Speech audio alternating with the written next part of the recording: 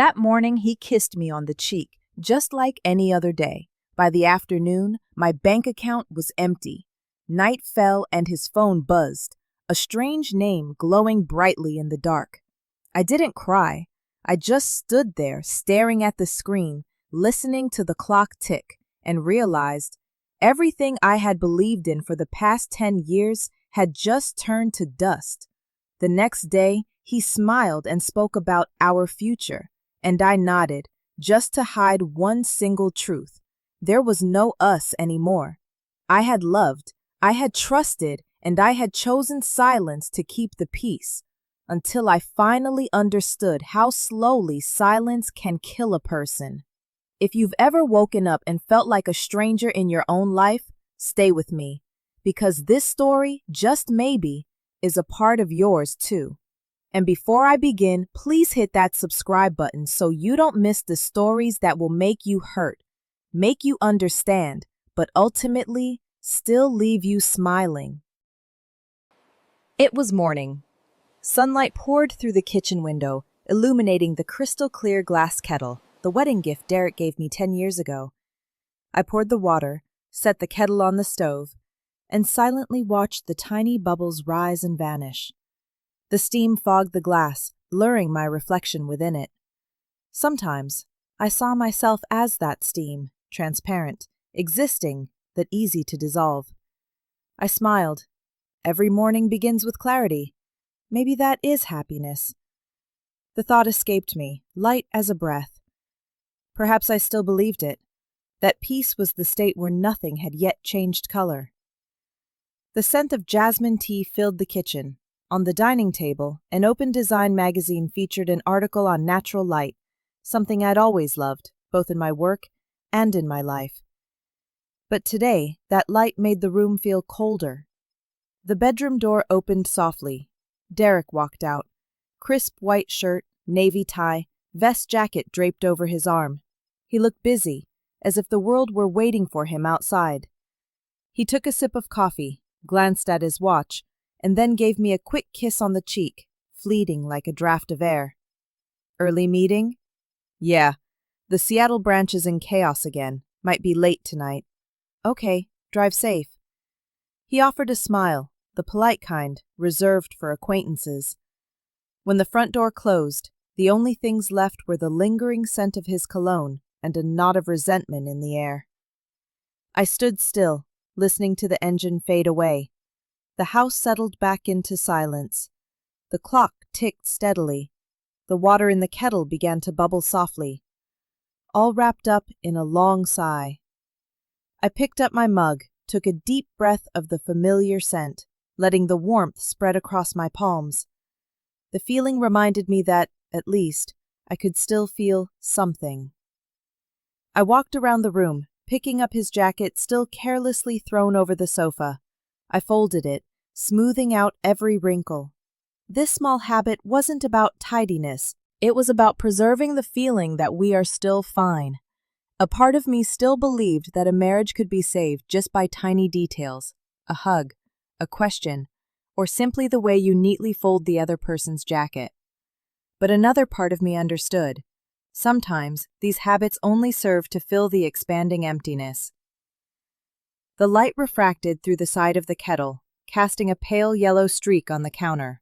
I stared at it, that clear, fragile light, much like my faith in Derek. I opened my sketch pad, intending to draw a few lines for the new interior design project, but my pen hesitated. The first sentence that came to mind was so clear it actually frightened me. Stillness can be beautiful, but it can also mean something has stopped growing. I put the pen down, looking around the kitchen, a place that used to be warm, now only filled with the faint sound of steam dissipating into the air. By the time the tea cooled, the sunlight had changed color, yellower, heavier. I rinsed the mug, wiped the counter, and looked out at the backyard. Wind rustled the leaves, casting dancing lights through the white fence. Another morning passed, clear, beautiful, but strangely empty. I stood by the window, watching the sun stretch across the lawn. The last drops of dew melted away, leaving a thin film of moisture on the glass. As I wiped it clean, my reflection in the window was warped, blurring as if seen through rippling water. Everything was still beautiful, but distorted in a way only I could perceive. Sometimes, I wondered if the glass itself was a reminder of something about to shatter. Maybe my faith. Maybe my marriage. Or maybe just me. I leaned on the countertop, tracing the familiar lines of the house, the light skimming the wooden frames, the ivory walls, the clear glasses I had personally chosen. Everything was still here, intact, but I knew something inside was slowly changing color. This house used to be my pride. Derek and I designed every corner, every detail of the lighting, together. He used to say, "You give everything a soul, Viv." I believed him then. Now, whenever I recall it, his voice echoes in my head, but the feeling of belonging is gone. I turned and leaned against the cupboard, listening to the space around me. Not a sound of a person, only the wind hitting the window frame, the subtle rustle of the curtains. I closed my eyes, letting the now cool tea touch my lips, tasting bitterer than usual. I think every marriage has a faint cracking sound.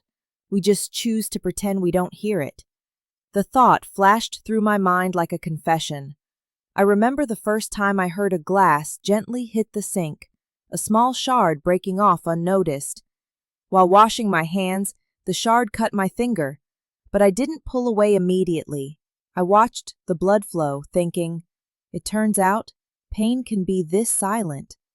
Derek once said, "Viv, you are too sensitive." Maybe it was true. I felt everything too deeply, even the things he didn't say. I could hear the space between his words. I could hear the coldness in a seemingly warm glance. On the counter, the kettle sat still, a thin mist rising like smoke. I poured more water, turned the stove on. A moment later, the kettle's whistle signaled a fragile peace. That sound always made me feel safe, as if, as long as the water was hot, this life still had a rhythm to cling to. I sat down, listening to that sound blend with the clock ticking, the leaves rustling outside. They all combined into a soundtrack of the okay days, the kind of okay that makes people forget what they are slowly losing. I looked up at the ceiling, the light shimmering, changing hues with the movement of the steam. Everything was too intensely luminous. Perhaps that's why I've always thought if something is too beautiful, it's bound to be fragile. I reached out and lightly touched the side of the kettle. The heat made me pull my hand back, but I didn't look away. The glass kettle remained bright, still clear, but I knew, with just one small crack, it would shatter under the heat. I sighed out, breathed in, breathed out. That sound of steam, of time, of things left unsaid, enveloped me like a thin blanket in the cold. Peaceful, but a fragile peace, as if with just one word, one look, everything could crack open, nothing left to hold its original shape.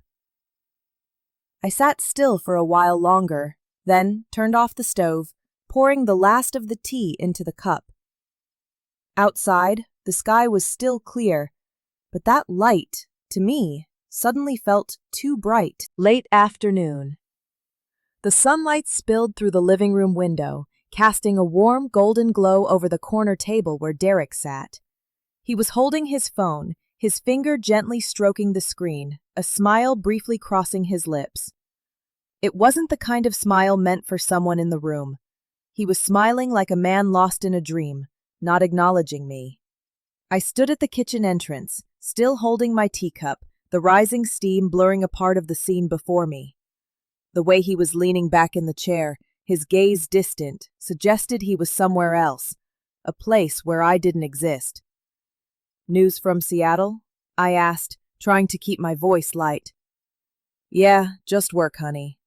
He spoke without looking up, his tone just soft enough to sound truthful, and just hollow enough to be untouchable. That phrase, just work, honey, had become the invisible shield between us, repeated so often that I could predict every syllable. It was like a transparent wall. I could see him, but I could no longer reach him. I set the teacup down, hearing the porcelain meet the tabletop. A tiny sound, but in the quiet house it echoed like a lonely period. He glanced over, offering a slight smile. "You okay?" I nodded. "Yeah, fine." An automatic reply, no different from his own. I walked out onto the porch, watching the sunset gradually paint the surface of the lake red. The water was still, reflecting the brilliant sky, beautiful but cold. I thought of the morning's kettle, of the steam evaporating, and realized everything beautiful seemed to vaporize at the same pace. When I returned, Derek was already upstairs, his phone still in hand. I could hear his low laughter behind the closed door. That laughter didn't belong in this house. I sank onto the sofa, opening the interior design magazine but unable to read a single word. Only one image filled my mind, his eyes on the screen, a look meant for a world I didn't have the key to enter. I tried to tell myself not to doubt, that it was all just work, stress, and exhaustion. But my intuition, that feminine feeling often hidden beneath a layer of calm, began to tap lightly inside me, like a countdown clock. That evening, I set the dinner table. He came down late, his shirt slightly rumpled, hair disheveled, and the cologne on his wrist fresher than usual. "You're not eating?" he asked, sitting down while checking his phone. I looked at the cooling meat on the plate. "I was waiting for you." "I know. Sorry. Just this deadline. It's insane." He chuckled, shrugged, and continued texting. I looked down at my own hands, my nails slightly chipped, a smear of grease because I had been cooking. I suddenly remembered our dating years, when he couldn't take his eyes off me for a second. Now, I could disappear in my own kitchen without him noticing. After dinner, he washed his hands, dried them, and went back upstairs. I stayed behind, staring at the empty chair across from me. Everything was silent, a silence that felt terrifying. Night fell. I lay listening to the wind outside the window, a sound as thin as memory. The clock read 11:27 when his phone rang. The sound cut through the darkness like a knife. I turned toward him, the screen light reflecting off the ceiling, cold and pale. In the brief moment before he reached out and silenced it, the words, "Opal Reed," flashed, then disappeared. He rolled over, placed the phone face down, his breathing even. I lay motionless, without asking, without speaking, listening only to the rain begin to fall outside the porch. The first drop hit the roof, spreading into a chain of sound. The rain sounded like the inner clock in my soul had just broken. I closed my eyes, taking a deep breath. The room was filled with the scent of damp wood and his cologne, a smell that was both familiar and strange. I turned my face to the wall, my hand touching the cold sheet. There was no proof, only intuition. But sometimes, intuition is the earliest evidence. I lay still in the darkness, listening to the clock tick, measuring every beat of what was slowly cracking inside me. Each stroke of the hand sounded dry and cold. I opened my eyes. The ceiling was dark. Only the faint light from the nightstand lamp cast a weak, shifting glow on the wall. I sat up, leaning my back against the headboard. The air in the room felt heavier than usual, as if every object were holding its breath for me. Derek slept peacefully beside me, his hand draped over the pillow, unconscious yet distant. I looked for a long time, trying to find a familiar image, the face that once made me believe this world could be safe, but all I saw now was a man dreaming somewhere I wasn't. My heart cried out with a strange noise, a premonition. It wasn't jealousy, nor anger. It was like hearing a string pulled too taut, not broken yet, but certain to snap soon. I got out of bed, put on my robe, and walked down to the kitchen. The soft yellow light turned on, illuminating the countertop, where a few streaks of water remained from dinner. I turned on the faucet, washing each glass, as if the act could ease my mind. The water ran over my hands, cold. I held a glass up to the light, and that's when I saw it. a crack so thin it only revealed itself when the light hit the right angle. Fine as a strand of hair, seemingly harmless, but one strong touch and it would shatter. I turned the glass in my hand, watching the light slide over that fault line. It was beautiful to the point of fear. The fissure didn't destroy the appearance, it just lay there, silent yet real. I remembered the morning, the clear glass kettle still boiling steadily, still bright, still seemingly perfect. I wondered, is everything transparent easily cracked? I put the glass down, wiped my hands on the towel, and leaned against the kitchen counter. The light reflected in the water, trembling. A sentence echoed in my mind, small yet distinct, as if someone were whispering right beside my ear. Perhaps love is the same, only beautiful when we don't look too closely. I let out a soft laugh, unsure if it was from bitterness or understanding. Maybe for too long I had viewed my marriage through a light that was too bright, wanting to see everything, wanting to understand everything, until I realized some things should only be felt, not inspected. I opened the window. The night wind swept in, carrying the dampness of the recently stopped rain. Far away, the streetlights reflected on the lake, shimmering like fractured glass. I took a deep breath, letting the cold air run down my collar, waking up the part of me that had become too accustomed to false warmth. On the counter, the glass remained, the light trembling as it passed over the crack. I didn't throw it away. I knew if I did, I would never see this again, the fragile beauty of the truth. I turned off the light, leaving only a dim glow from the hallway. The kitchen sank into silence, but I knew, starting tonight, this silence was no longer peace. I went back upstairs, lay down, and turned my back to Derek. He was still sleeping, his breath steady, unaware of what had begun to fracture in this house. And I couldn't close my eyes. The clock kept ticking, a slow, long rhythm, counting down the remaining time of what used to be called us. The air was damp that afternoon. Just as I finished organizing the mug rack, my inbox pinged with a dry, stark sound. It was the bank. I opened the email, my eyes scanning the figures before stopping abruptly at the bottom line. A massive reduction in the savings account.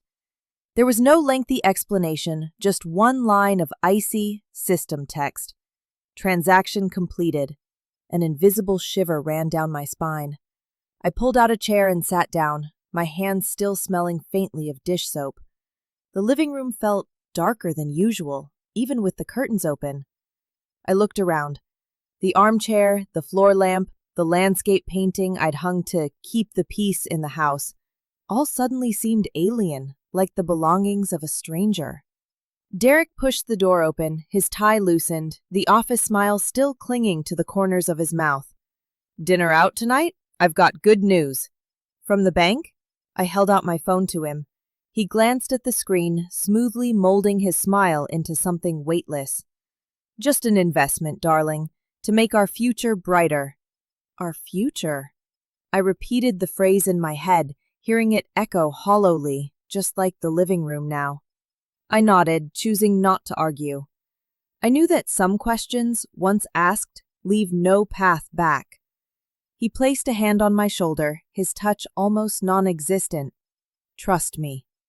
I looked at his hand, then gently removed it, pretending to adjust my sleeve. "Okay." After dinner, Derek took a call. He stepped out onto the porch, his voice low, punctuated by brief, private bursts of laughter. I washed the dishes slowly, letting the running water fill the empty spaces between his syllables. When he returned, I was calm enough to smile. Night. The house was quiet, save for the faint, steady hum of the refrigerator. I sat down at my work desk. A thought flashed like lightning. If there was an explanation, it would be in his work. I opened the browser and logged into his company email, an old habit from when we used to share our schedules. The password hadn't changed. The door opened with an alarming, hushed silence. The inbox was bloated with meeting invites, reports, and email threads thick as concrete walls. I scrolled through the sender list. One name repeated more than any other, steady, rhythmic, punctuating his workday like a breath. Opal Reed. I inhaled deeply and opened a photo thread from the trip he'd described as all meetings so exhausting. The screen flared, then framed an image that made my heart plummet. A picture of Derek and Opal at a party in Seattle. Golden light, high-stemmed wine glasses, blurred faces in the background. He was leaning his head toward her, his gaze as soft as the light I had spent my entire career chasing. And I was outside the frame. I zoomed in, then zoomed out. There was nothing overtly scandalous in the photo, just the distance between them that was closer than the distance between husband and wife had been for months. But sometimes, one frame is enough to tell the rest of the story. I leaned back in the chair. The clock in the living room seemed to be knocking against my ribs. "It's just work," he said. But the work in this photo smelled of red wine, strange perfume, and a night balcony, the scent a woman recognizes first and denies last. I didn't cry. I only felt the room gently tilt, as if the floorboards were sliding down an imperceptible degree. I pulled the cursor back to the inbox, scrolling further, deeper, until I hit an old thread. The Seattle itinerary, hotel invoices, an invitation from an investment fund. Everything was perfect, neat, and clean. Only I was no longer steady. At the stove, the water I'd set on was quietly heating up. I tore my gaze from the screen, poured a little, and held my hand over the rising steam. The warmth reminded me that I still had a body, still had a heartbeat. I closed my eyes for exactly 2 beats, then opened the laptop again. In the photo folder, I saved the picture to a separate file, naming it without emotion. Not for revenge, only to remember that I had seen, with my own eyes, what my intuition had whispered long ago. I opened one more photo file. In it, Derek was leaning over, whispering something to Opal Reed, his hand resting lightly on her lower back. Neither was looking directly at the camera, but between the two of them was a light I had never seen in his eyes when he looked at me. My hand shook. The mouse fell to the table, hitting the wood with a dry, quiet thud. I froze, terrified the sound would wake the entire house. But Derek wasn't here, only me and the bright screen. I didn't scream. I didn't cry. I just stared for a long, long time, as if staring long enough would make the image dissolve and I would wake up in another life. But it didn't dissolve. It stayed there, as clear as the crack on the glass yesterday. Except this time, the crack was inside me. A raindrop fell from the eaves outside. The Oregon night was thick, damp, the scent of earth after rain seeping in through the door. I listened to my own heart, heavy and slow. Not the rhythm of fear, but the rhythm of someone who has just realized something that happened long ago. Suddenly, the kettle's whistle pierced the air. The sound echoed through the kitchen like a proclamation. It's time. I walked toward the stove, my steps light yet resolute. With every movement, the wooden floorboards gave a small creak, like breaking bones in the night. I gripped the kettle handle, lifting it off the burner. The sound of the boiling water receded, then fell silent. Steam coated the cupboard glass, reflecting my face in the mist. The woman in the reflection looked like a stranger, hair messy, eyes no longer wet, only the blackness of stone remaining. I set the glass kettle down and poured the water into a mug. The boiling water overflowed, scalding my hand. I didn't flinch. The burning heat spread across my skin, a sharp pang, but I allowed it. In that instant, I saw one thing clearly. Sometimes, pain is the proof that one is still alive. The pain wasn't overwhelming, just direct, real. It reminded me that I was still here, in this house, in this body, in a marriage that was dissolving but hadn't yet collapsed. I sat down at the table, watching the steam rise from the tea. The scent of jasmine mixed with the metallic odor of the kettle. I imagined Derek and Opal sitting somewhere, in golden light, with wine glasses in hand. A wine perhaps the same color as my tea. I wasn't jealous, at least not in the old way. I only felt my heart heavy, but I didn't know with what. Maybe sadness, maybe regret, or perhaps just the void expanding, taking up all the air in my lungs. I brought the cup to my lips and took a sip. It was so hot that tears welled up in my eyes. I let it run over my tongue, down my throat, and stop in the center of my chest, where I thought my heart used to be. On the table, the laptop screen was still bright, the image still there, silent, cruel. I closed the lid. The room darkened, leaving only the small light by the stove. I leaned my head against the wall, looking up at the ceiling. The steam gradually dissipated, leaving only the scent of tea in the air, real, bitter, hot, and alive. Maybe tomorrow, I would ask, maybe not, but in this moment, I knew I had crossed the line of no return. Outside, the night wind howled through the pine trees, like the sigh of those who once trusted too much. I gripped the mug, feeling the last of the warmth before it cooled. And in that silence, I understood. Sometimes, the only thing holding us together is the slight burn of a freshly poured cup of tea. The morning after the rain, the kitchen was covered in a soft, transparent light, like someone's freshly released breath. I stood before the mirror hanging beside the sink. The glass was misted with steam. I looked at myself, my eyes tired yet deep. I didn't recognize the woman looking back. My skin was paler, my lips dry, my hair slightly flattened from a sleepless night. But the thing that frightened me wasn't my appearance, it was the profound stillness in those eyes. A stillness that was no longer waiting. I wiped the mirror with a kitchen towel. The layer of moisture disappeared, leaving a clearer reflection, my face, and behind it, the overly tidy kitchen. Some days, order was the only thing that kept me from shattering. In my mind, a voice spoke, slow and steady, as if someone was reading to me. When a woman stops asking why, she starts preparing for when. I didn't recall where I had heard that line, perhaps in a movie, or from someone during the marriage counseling session I once secretly booked but never dared to attend. But this morning, the sentence resonated with chilling accuracy. I was no longer asking why. I no longer needed an answer beautiful enough to save my trust. Instead, I thought about when he would leave, when I would stop pretending, when I would start over. I returned to my office. The light from the window streamed onto the wooden desk, falling on the laptop that had been silent since last night. I opened the machine. The blue screen flashed. The folders appeared neat and orderly, just like my life before Opal Reed. I began copying all the emails, invoices, and documents. Each click of the mouse was small but decisive.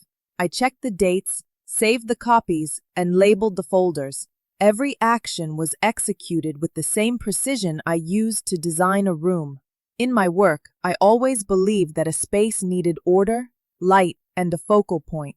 In my marriage, I once believed that was enough to sustain love. But love, unlike design, doesn't come with blueprints. I watched the files transfer, the word copying, crawling slowly across the screen.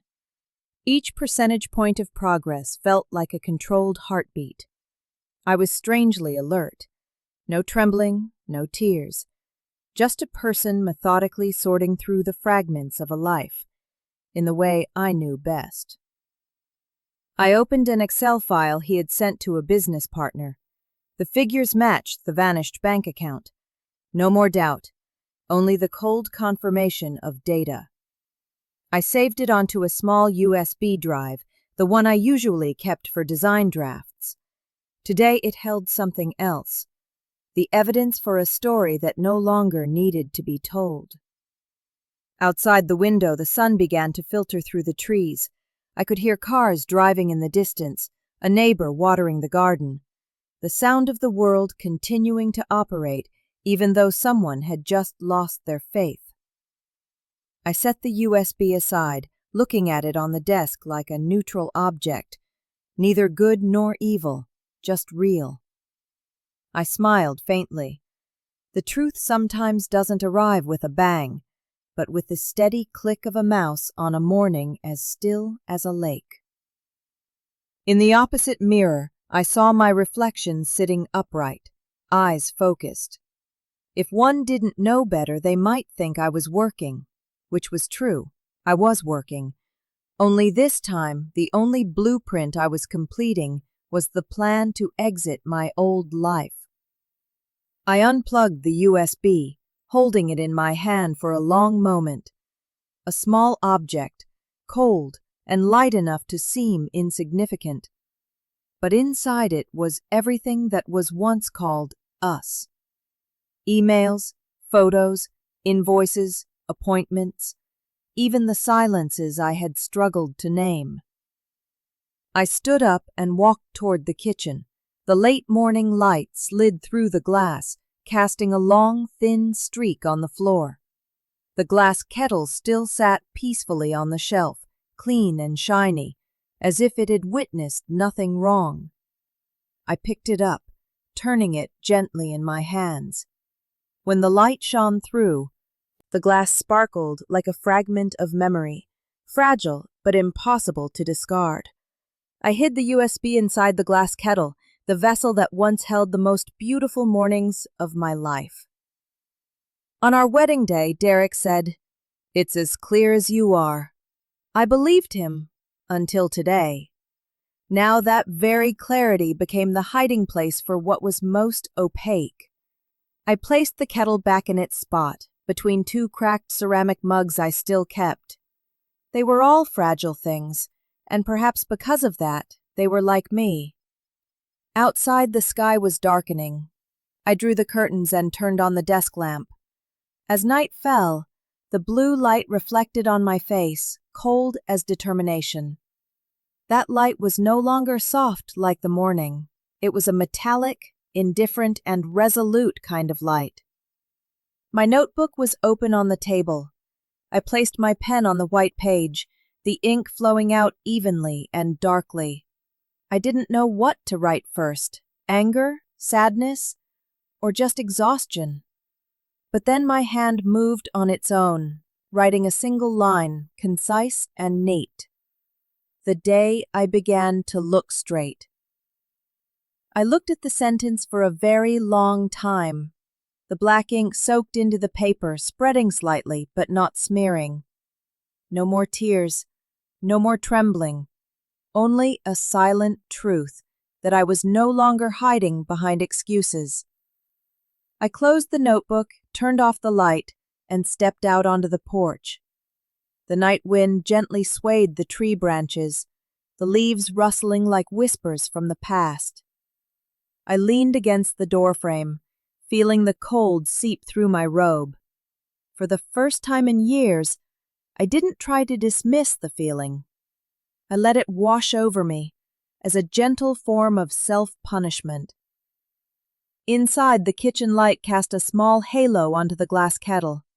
It stood still, discreetly, like a gatekeeper for things yet to be said.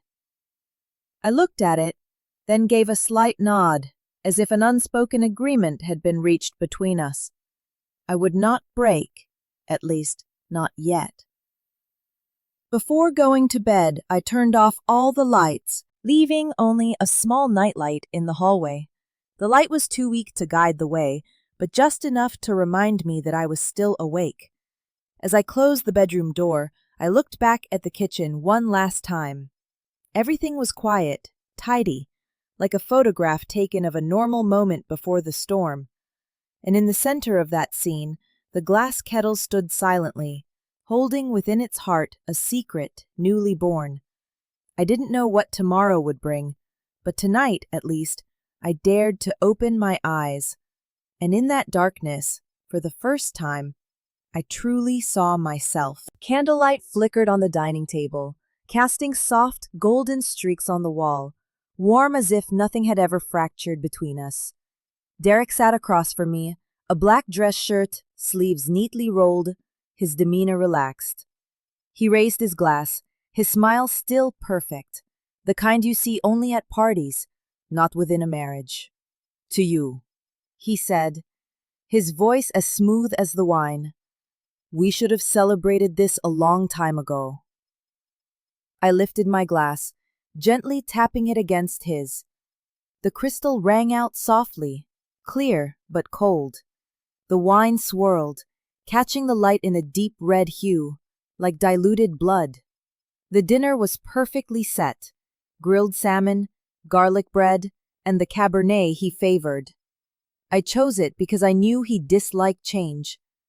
I sat opposite him, listening as he talked about work, the up-and-coming projects, the partners who were eager to collaborate. His voice was confident, eloquent, and easy to listen to. I watched his lips move, but I no longer heard the meaning of the words. When he paused, setting his glass down, I knew the main point was coming. He shifted his posture, leaning slightly back, his fingers tapping a rhythm on the table, a familiar gesture whenever he needed to persuade. I need to borrow your name, he said, as if proposing a minor request. The candlelight trembled slightly. It's nothing major, he added, his voice soft as velvet. I put my knife down. The sound of metal hitting the plate rang out sharp, like a warning. The sound cut through the air, so clean that I felt the entire room pause for a second. I looked at him, very slowly. After you drained the savings account? His smile momentarily froze, then returned, quickly readjusted with the skill of someone used to hiding the untrue. You misunderstand, Viv. It was just a temporary transfer for investment. I will pay it back, of course. Pay back to whom? To us. He emphasized the word, as if it held the power of salvation. I twisted my wedding ring on my finger, a cold sensation running down my skin. Do you know I stopped believing in us the moment that account disappeared? He laughed, his eyes a mix of tiredness and condescension. God, here we go again. You always make things more dramatic than they need to be. I stayed silent, not because I had no words left, but because in that moment, I realized every conversation between us was merely a play written by him. I was only the one who held the role of wife, gentle, understanding, knowing when to retreat. The candlelight wavered. On the wall, our shadows overlapped, then separated. I saw two strangers desperately trying to sit still at a dinner table while everything inside them had been shattered long ago. He reached out, pouring more wine for both of us. Viv, this is an opportunity, a huge project. I just need your signature one time. You know I've never let you down. I looked at my glass of wine. The candlelight reflected on the deep red liquid, like a thin streak of blood slowly floating. I thought of the glass kettle hidden in the kitchen cupboard, the one holding the secret he didn't know, the secret I was keeping for myself. I looked up. Could you repeat that sentence? Which one? I've never let you down. He let out a small laugh, thinking I was teasing, which perhaps I was. I smiled back, light as air. Not the kind of smile that reconciles, but the kind that touches a boundary. I picked up my glass, gently clinking it against his. To us, I said. To whatever's left of us. The wine touched my lips, bitter and warm. In my head there was a tiny sound, like the sound of glass cracking that only I could hear. He tilted his head, pouring more wine, his voice dropping to a reassuring tone, like one used for a child. You're still too suspicious. I looked at him, the candlelight reflecting in the wine's base, making his face shimmer, almost perfect. the kind of false light that makes one forget that some things have died within that very brilliance. I swirled the wine in my glass, the dark red liquid forming a small vortex. My voice was calm. No. Now, I just remember better. It was a seemingly light statement, but I knew it made him pause, if only for half a second. He smiled, but there was a fracture in it. He turned his face away, avoiding my gaze, then said something about unmissable opportunities and trust being the foundation of marriage. I listened, or pretended to listen, like countless times before. But this time, I wasn't registering his words. I was observing. His lip movements, his breathing rhythm, his darting eyes. Every small detail I retained, every piece of information. Not for confrontation, just to remember better, as I had said. He poured me more wine, the liquid rising close to the rim. I saw my reflection in it, distorted, shimmering as if dissolving. I smiled. Do you ever think that sometimes people don't need proof to know something is over? He looked up, a momentary surprise in his eyes. Then he forced a smile. There go your philosophies again. I remember when we first married, you never said things like that. Perhaps back then I still believed in simple things. And now? Now I only believe in what I can see. Outside, the wind blew through the trees. The candle swayed, casting a shaky shadow on the wall. The space dimmed, leaving only two figures sitting across from each other, like the final characters in a play that has run out of lines. I picked up the knife and cut the last piece of fish, not to eat, but just to hear the sound of the blade hitting the porcelain plate. A sharp, thin, cold sound. It reminded me of the first morning we cooked together in this house. When he laughed, I was clumsy, and everything was new enough to forgive anything. Now, there was only the sound of metal, and the scent of wine mixed with skepticism in the air. I put the knife down, looking at him. Have you ever thought about where we differ? He raised an eyebrow. Differ? You believe everything can be fixed with money. I don't. He let out a dry laugh like an empty wine glass. God, Viv, you're still so romantic. No, I replied slowly. I just don't want to trade peace for smooth promises. The room fell silent afterward.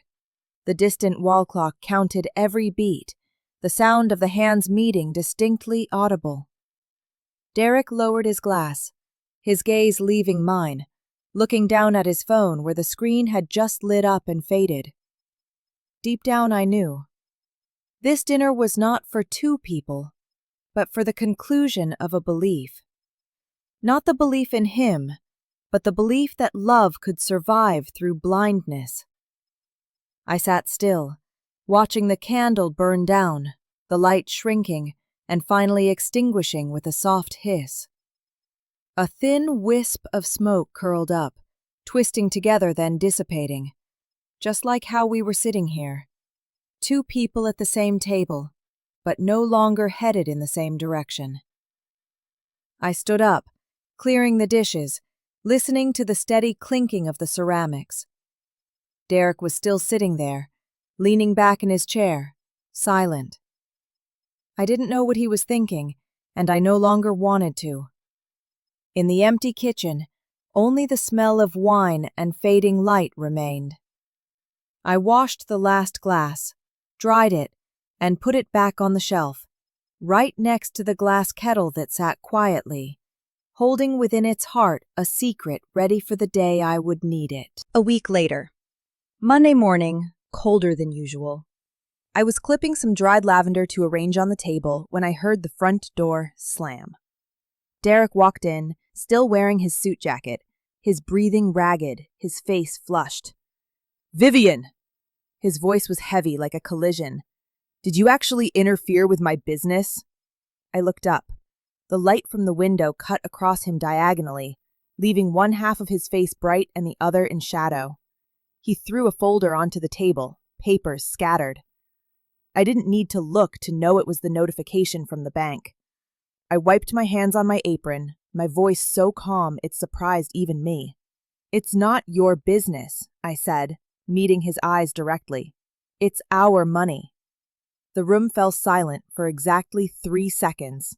Then he laughed, a dry, joyless sound. "You don't understand this. This is investment. This is vision. This is the future. You just need to trust me." "I did trust you." I cut him off, my voice still level. "And now I'm just learning how to protect my share." He strode closer, his steps heavy on the hardwood floor. I could see the veins throbbing in his wrist, his breathing shallow. "You just ruined everything, Viv." "Good," I replied. "Maybe those things deserve to be ruined a long time ago." He slammed his hand hard onto the table. The noise echoed, the ceramic dishes rattled, and in that instant, the glass kettle, the thing I still kept the secret in, slid off the edge. It hit the floor. It rolled a few times, the sound of impact ringing loudly in the empty kitchen. Then it stopped, unbroken. We both looked down. My breath caught, my heart felt squeezed. The light caught the glass body, breaking into tiny rainbows on the tiled floor. Not a single crack, not a shard. Derek bent to pick it up, but I was faster, lifting it first. "Be careful," I whispered. "It handles the heat better than you think." He looked at me, his gaze a mix of surprise and fury. I didn't blink. In that moment, something shifted. For the first time, I saw him take half a step back. I placed the kettle back on the table, still gripping the handle firmly. Neither of us spoke. The clock's ticking returned, a steady rhythm, like a soundtrack to a planned collapse. I saw his hand tremble, though only briefly, not because he was afraid of me, but because he understood that the power he was accustomed to holding, my trust, the money, my silence, had just slipped from his grasp. The cold clarity spread through me, like the first chill of winter. Derek retreated, pulling off his tie and crushing it in his hand. "You'll regret this." "Maybe," I shrugged, "but at least this time, if I fall, I'll know exactly why." He stood there, breathing heavily, then turned and walked out of the kitchen. The door hit the wall with a small thud. I remained standing, watching the lingering steam on the kettle's surface. It shimmered slightly, then steadied. I placed my palm on the glass, feeling the residual warmth. In that moment, I understood. Some things that seem fragile don't break when pushed to the limit. They just change shape to survive. I held the glass kettle, the layer of steam inside slowly clearing, leaving a faint streak of light on the surface. The remaining candlelight from last night's dinner reflected on the glass body, glittering like an unhealed wound. I looked straight at Derek. "It handles the heat better than you think." My voice was level, almost gentle, but I knew every word dropped onto the floor like metal hitting porcelain, cold, resonant, and impossible to take back. He stood still, maintaining the arrogant posture of someone used to being in control. But for a fleeting second, I clearly saw his chest rise and fall unevenly. His eyes were locked on mine, as if trying to reclaim his old position in this house, the position he thought no one could take away. I set the kettle back on the table, subtly turning the handle to align it. A small gesture, but enough to make him follow it with his eyes. The light slid across the tabletop, breaking into thin bands. A drop of water from the kettle's base hit the surface, a tiny, loud splash that sounded like an endpoint. I looked up, my gaze unwavering. For the first time, he flinched. Just half a step, but it was enough. The eyes of the man who once dominated every conversation now held something unfamiliar. Fear. Not fear of me, I thought, but fear of his own image reflected in my eyes. A man no longer trusted, no longer heard, no longer needed. Neither of us spoke. The room suddenly felt too large. The clock ticked steadily, measuring the distance between us. Beat by beat, step by step, further apart. I didn't advance, I didn't retreat. I just stood there, letting the silence do its work, separating the controller from the controlled. Derek inhaled deeply, trying to regain his composure. "Vivian, you are overreacting." "No," I replied. "I'm just seeing clearly now." He blinked, a slight tremor at the corner of his mouth. His hand clenched, then released. A vein pulsed in his neck. I turned away, not waiting for a reaction. I turned on the faucet, washing the 2 wine glasses still stained with red. The water flowed, clear and cold. I heard him walk toward the door, slowly, heavily. The door opened, then closed. All sound died with his departing breath. I turned off the faucet. The house was empty. The scent of wood, old tea, metal, all blended into the familiar smell of freedom, newly uncorked. I dried my hands and leaned against the counter, looking at the kettle, which was still quietly bright. Perhaps if anyone walked in now, they would think I was normal, just a woman tidying the kitchen. But inside, I knew I had just crossed an invisible line, from fear to fearlessness, from enduring to self-possession. A rush of cold air entered through the slightly ajar window. I looked at it, seeing my reflection on the glass, undistorted, unshaking. My voice spoke, softly, like the concluding line of a finished chapter. The day his hand shook, I knew. The controller had lost his power. The sound dissolved into the room, blending with the clock, the wind, and the moisture still clinging to the kettle. There was no victory, no tears, only a stillness so deep that I could hear my own heartbeat, steady, soft, and true.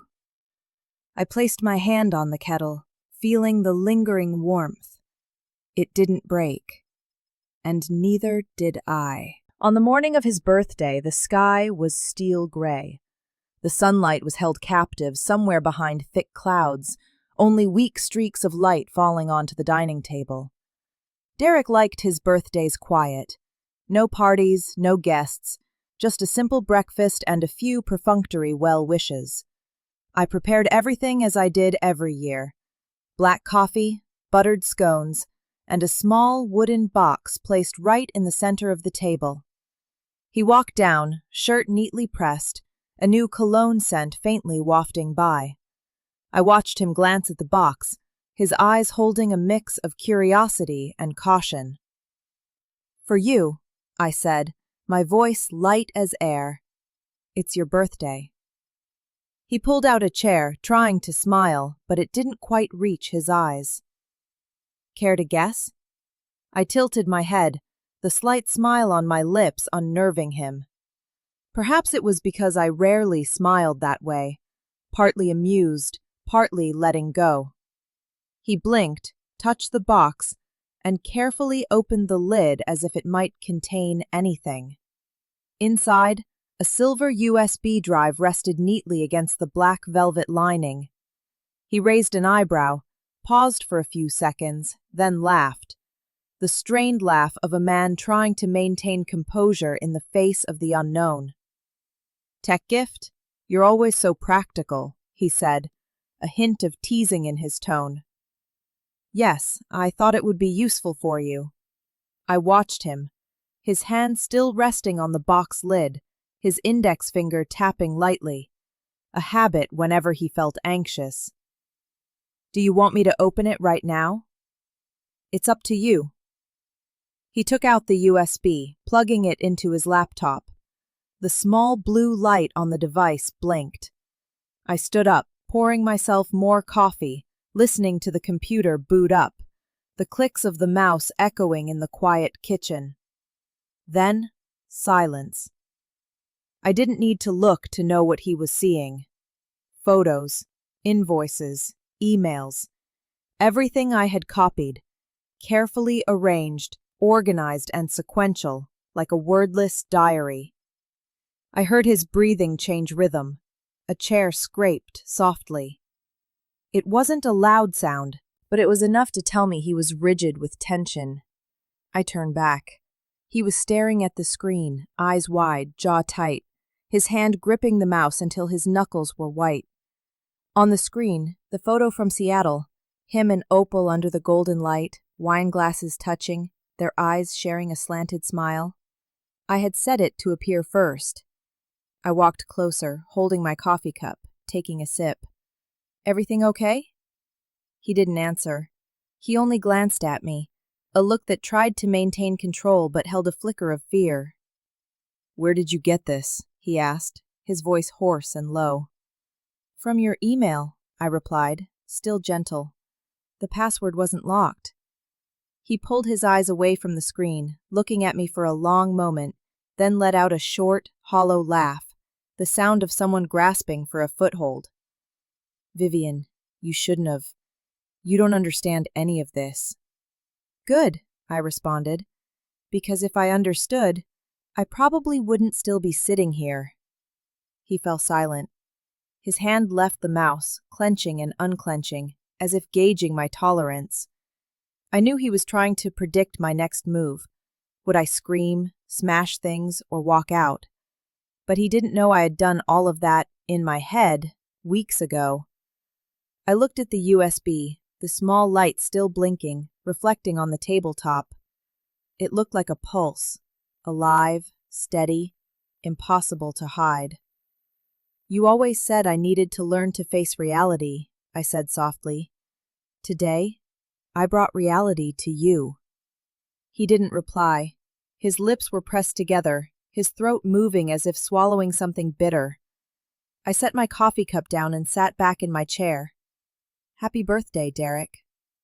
He leaned back, his hand still on the keyboard but typing no further words. The light from the screen cast a pale, cold sheen on his face, highlighting the lines of strain around his eyes. He inhaled deeply, trying to regain his normal breathing. "We can talk about this like adults." His voice was low, slightly pleading, but still held the confidence of a man used to being in charge. I gave a slight nod, spinning my teacup in my hand. The thin steam rose, reaching my nose, the scent of jasmine soft and distant. "Adults don't lie," I replied, pouring more hot water into my cup. The steam obscured both of us. He was silent. There was only the low whistle of the kettle on the stove and the faint crackling sound of heat meeting metal. The kitchen felt wrapped in a hazy layer between us, both separating and containing. Derek rested his elbows on the table, bowing his head, rubbing his forehead with 2 fingers. "Viv, this is not a big deal. I messed up, okay? But you have to understand, everyone has weak moments. It's just that I felt seen. I felt heard. And I didn't see or hear you?" I asked, my voice even, neither accusatory nor sarcastic. He looked up, his eyes darkened.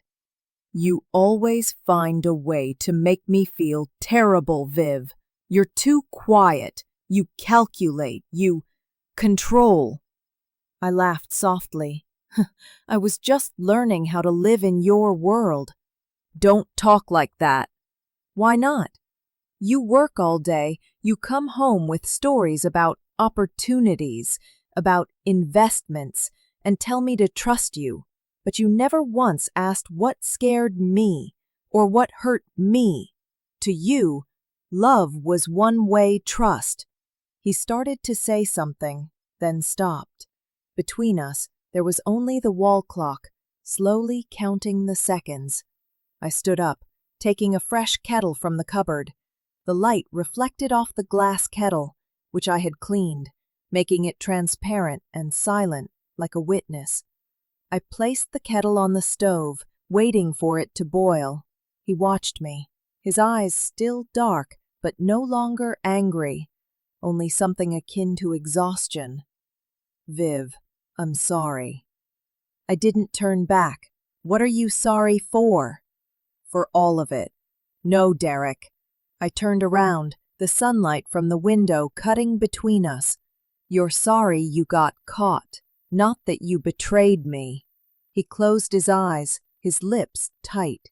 I knew what he wanted to say, but I also knew there was nothing left to hear.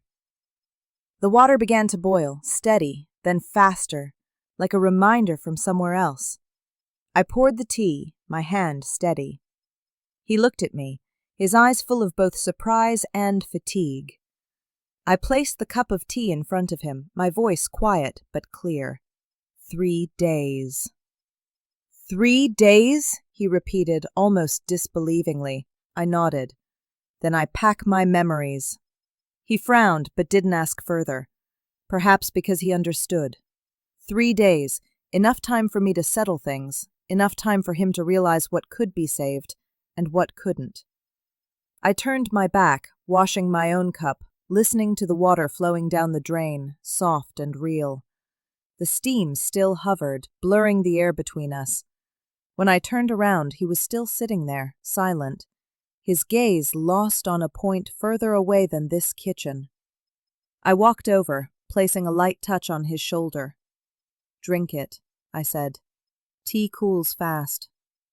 He looked at the tea, then at me, wanting to say something but unable to find the words. I didn't wait. I walked out onto the porch, inhaling the cold air. The scent of lavender, tea, and a life chapter about to conclude all blended together. 3 days. That was enough time for a woman to leave without looking back. The night was so quiet I could hear the wind brushing against the window frame. The clock struck midnight. I was sitting in the kitchen, a cold cup of tea in front of me, the yellow light casting a small, isolated circle around the table. 3 days had passed since Derek's birthday dinner. No words, no apologies, just a silence as heavy as fog. As I was about to get up and rinse the cup, my phone rang. The sound tore through the quiet night. The screen showed the name I thought I would never see. Opal Reed. I stared at it for a long moment. Then I answered. Her voice came through, small, shaky, almost broken. He lied to me too. I'm pregnant. There was no introduction, no apology, just the raw sentence, so bare it needed no wrapper of courtesy. I stood silent, phone in hand, listening to the wind howl through the chimney, listening to my own heart beat, slow and deep. Each pulse echoed against my ribs. True, true, true. I didn't answer immediately. There was no image of Derek in my mind, nor of the other woman, only a vast, dark, and still emptiness, like the bottom of a winter lake. I remained silent. No hatred, no pity, just a profound blankness. Opal continued, her voice frantic as if trying to prove something. He said he was going to leave you. He said you didn't care anymore. I believed him. God, I was so stupid. I cut her off, gently but firmly. Don't blame yourself. He's good at making people believe him. That's his trade. On the other end, she was silent. I could hear her ragged breathing, perhaps trying to hold back tears. I felt nothing but the sound itself, fragile and lost, like my own self months ago. I looked out the window. Rain began to fall. Small, steady drops, falling straight, creating a soft, consistent murmur on the roof. I placed my hand on the tabletop, feeling the coldness of the wood seep into my palm. In the yellow light, the steam from the cold tea rose faintly, mingling with the rainy mist outside. Finally, I spoke, slowly, distinctly. Thank you. Now I know I'm lucky. Opal choked up. Lucky? Yes, I replied, my eyes still fixed on the streaks of water sliding down the glass. Lucky because I stopped before losing another piece of myself. There was a long silence. Both of us said nothing, as if one deep breath might snap the thin thread of this conversation. Finally, she sobbed, I don't know what to do. Keep the baby, I said softly, if you can. Why would you say that? Because the baby did nothing wrong, and because someone needs to stop this cycle. I heard her crying subside, and then the line went dead without a goodbye. I placed the phone on the table, my heart strangely light, not with forgiveness, but because everything had finally hit rock bottom. I stood up and turned off the kitchen light. The room plunged into darkness, save for the light from the street filtering in through the curtains. I stood there, listening to the rain, and realized that for the first time in months, my heart wasn't beating out of fear. Beside the sink, the glass kettle remained silent, the faint light reflecting on its body like a weak but true beacon. That night I didn't sleep. I just sat in the quiet, listening to the rain and feeling myself, for the first time, truly awake. After Opal hung up, I remained still, watching the phone screen dim and go black. The house was submerged in silence. The rain outside had lessened, only single drops falling on the roof, steady and patient, as if time itself was learning to breathe slowly. I put the phone down, touching the cold wooden tabletop. Something in the air had shifted, lighter, yet deeper. The anger was gone, and the pain was no longer sharp. What remained was a vast emptiness, where I could finally hear myself. I walked to the cupboard and retrieved the white candle left over from last Christmas. I lit it. The flame reflected in the teacup, casting soft, watery light streaks on the wall. The fire flickered, shining back into my eyes. A weak but true light, like a heart undergoing revival. I sat down, watching the flame for a long while. The wax melted slowly, blending with the faint scent of tea. I remembered the first morning after we were married, when Derek and I sat here, laughing because the kettle whistled too quickly. Back then, I believed that if you loved with all you had, every crack could be mended. Now I knew, some things shouldn't be mended. They should just be let go. On the table, the divorce papers the lawyer sent this morning still lay in the unopened envelope. I pulled them out, smoothed them flat, and placed the pen beside them. Outside, a gentle breeze made the candlelight briefly waver. I took a deep breath, uncapped the pen. The nib touched the paper, the ink flowing out, black and bold. My hand trembled slightly, but the handwriting was decisive. Each stroke of the signature felt like dragging hundreds of mornings, hundreds of "I love yous" and "trust me" statements down, softly, until they vanished. When I put the pen down, I didn't feel the emptiness I expected. I only felt warm, as if someone had just relit a small flame within my chest. I picked up the paper, looking at my name beneath the signature line. Vivian Hartley. Not Derek's Vivian.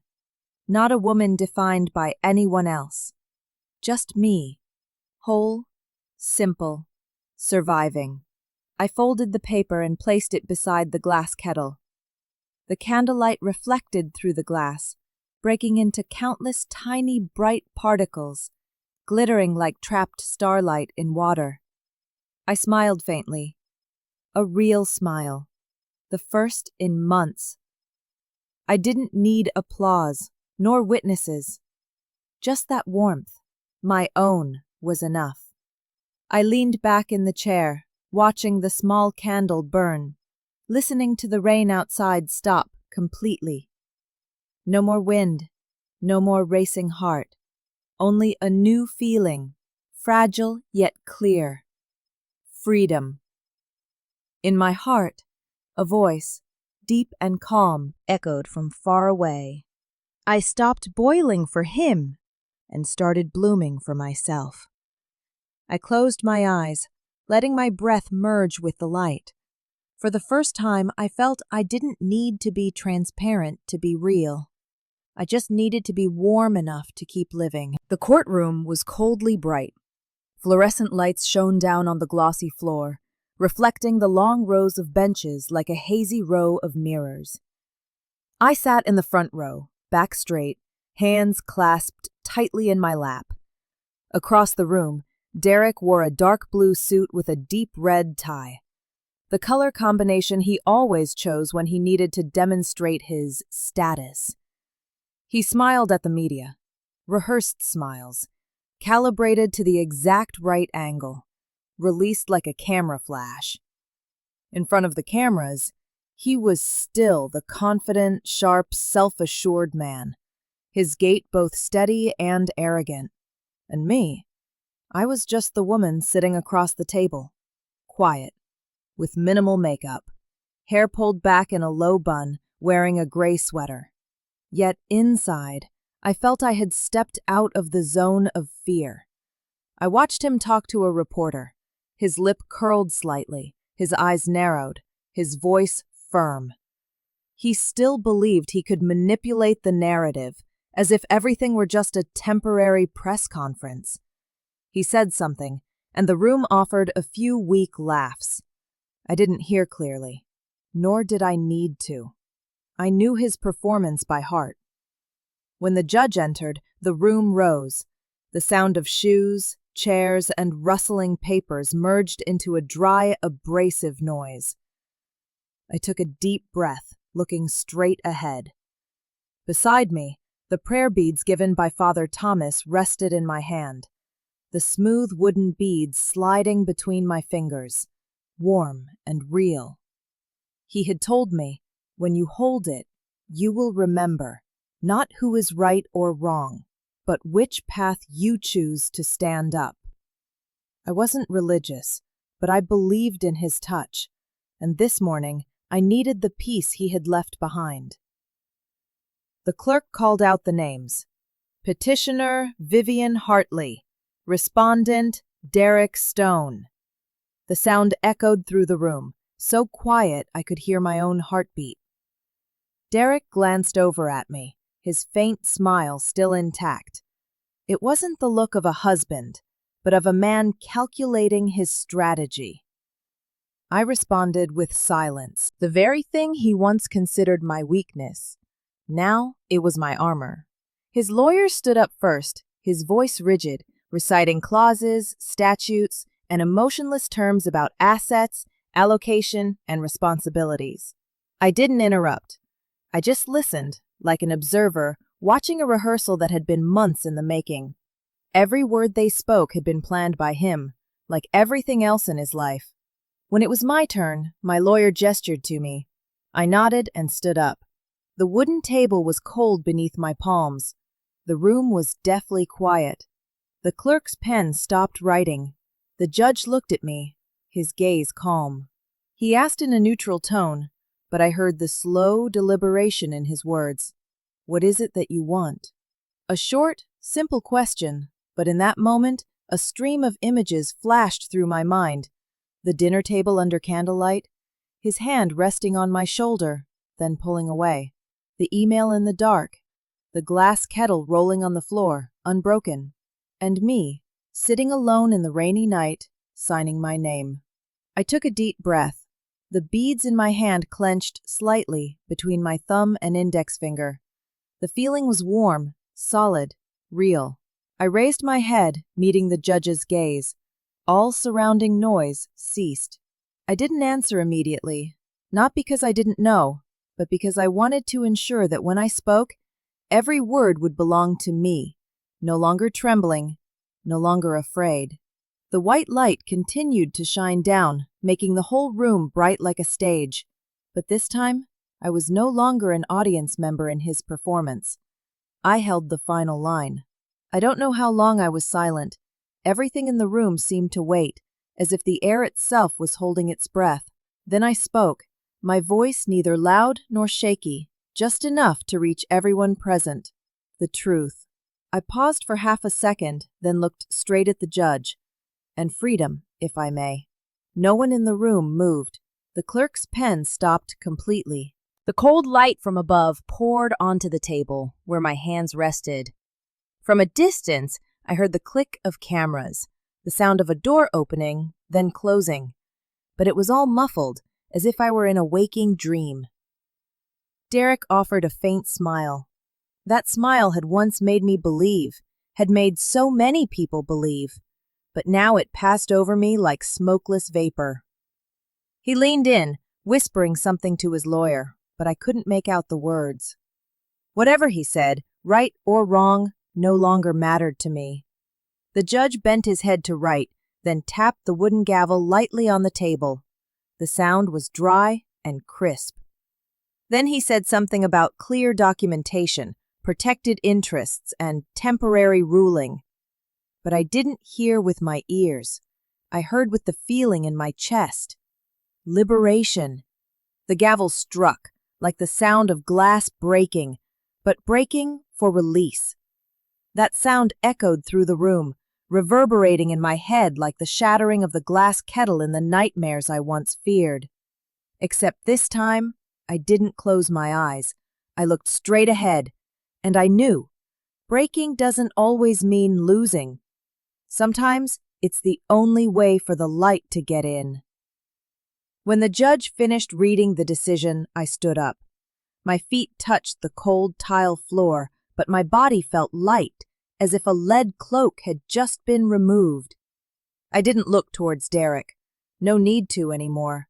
He was still talking to reporters as I passed by. One asked, "Do you regret this, Mr. Stone?" He squinted, a forced smile. "I just think everyone deserves a second chance."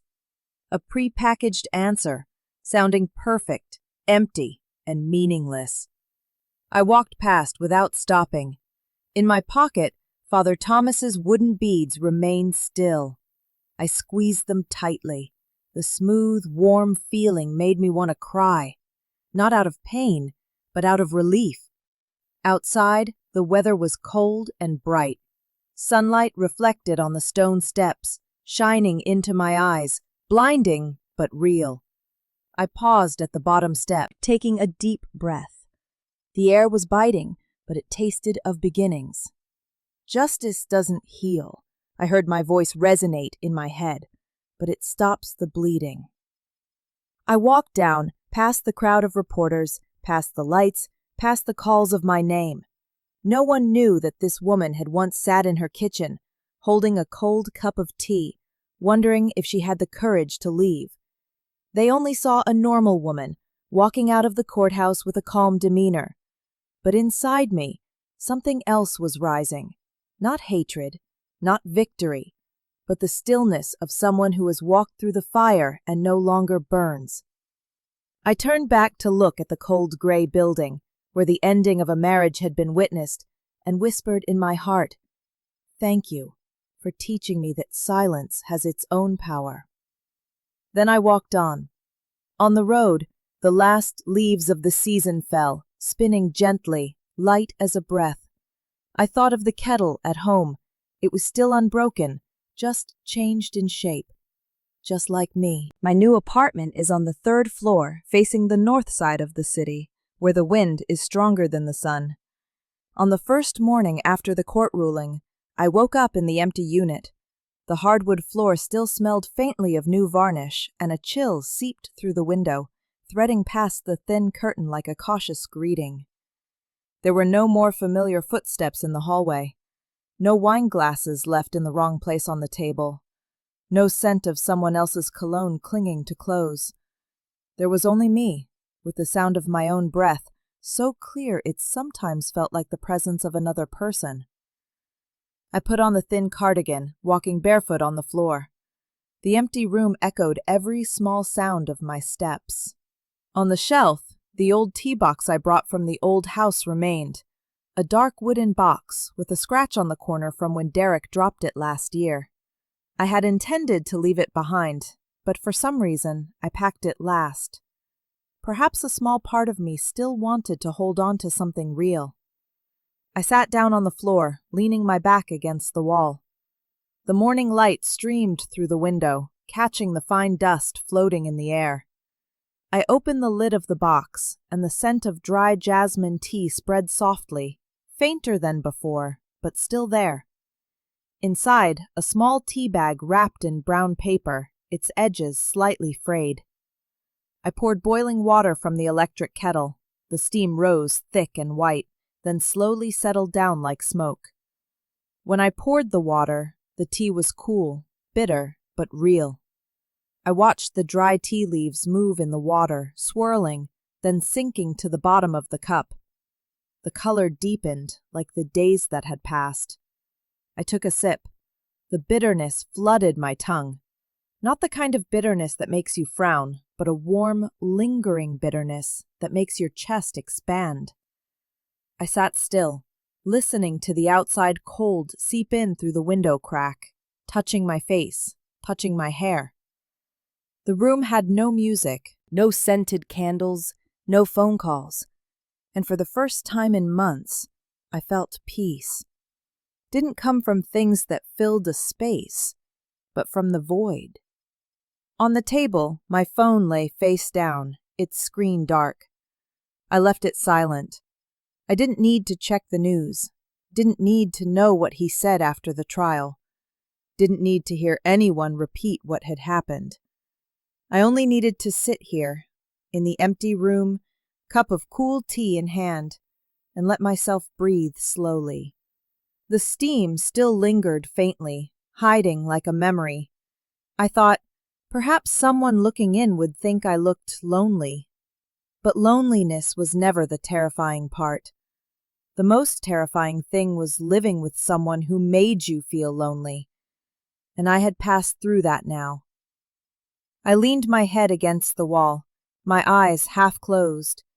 The light shone through the curtain, printing faint streaks on my wrist, like the marks of a new day. And in the silence, I realized, some mornings don't need anyone's greeting.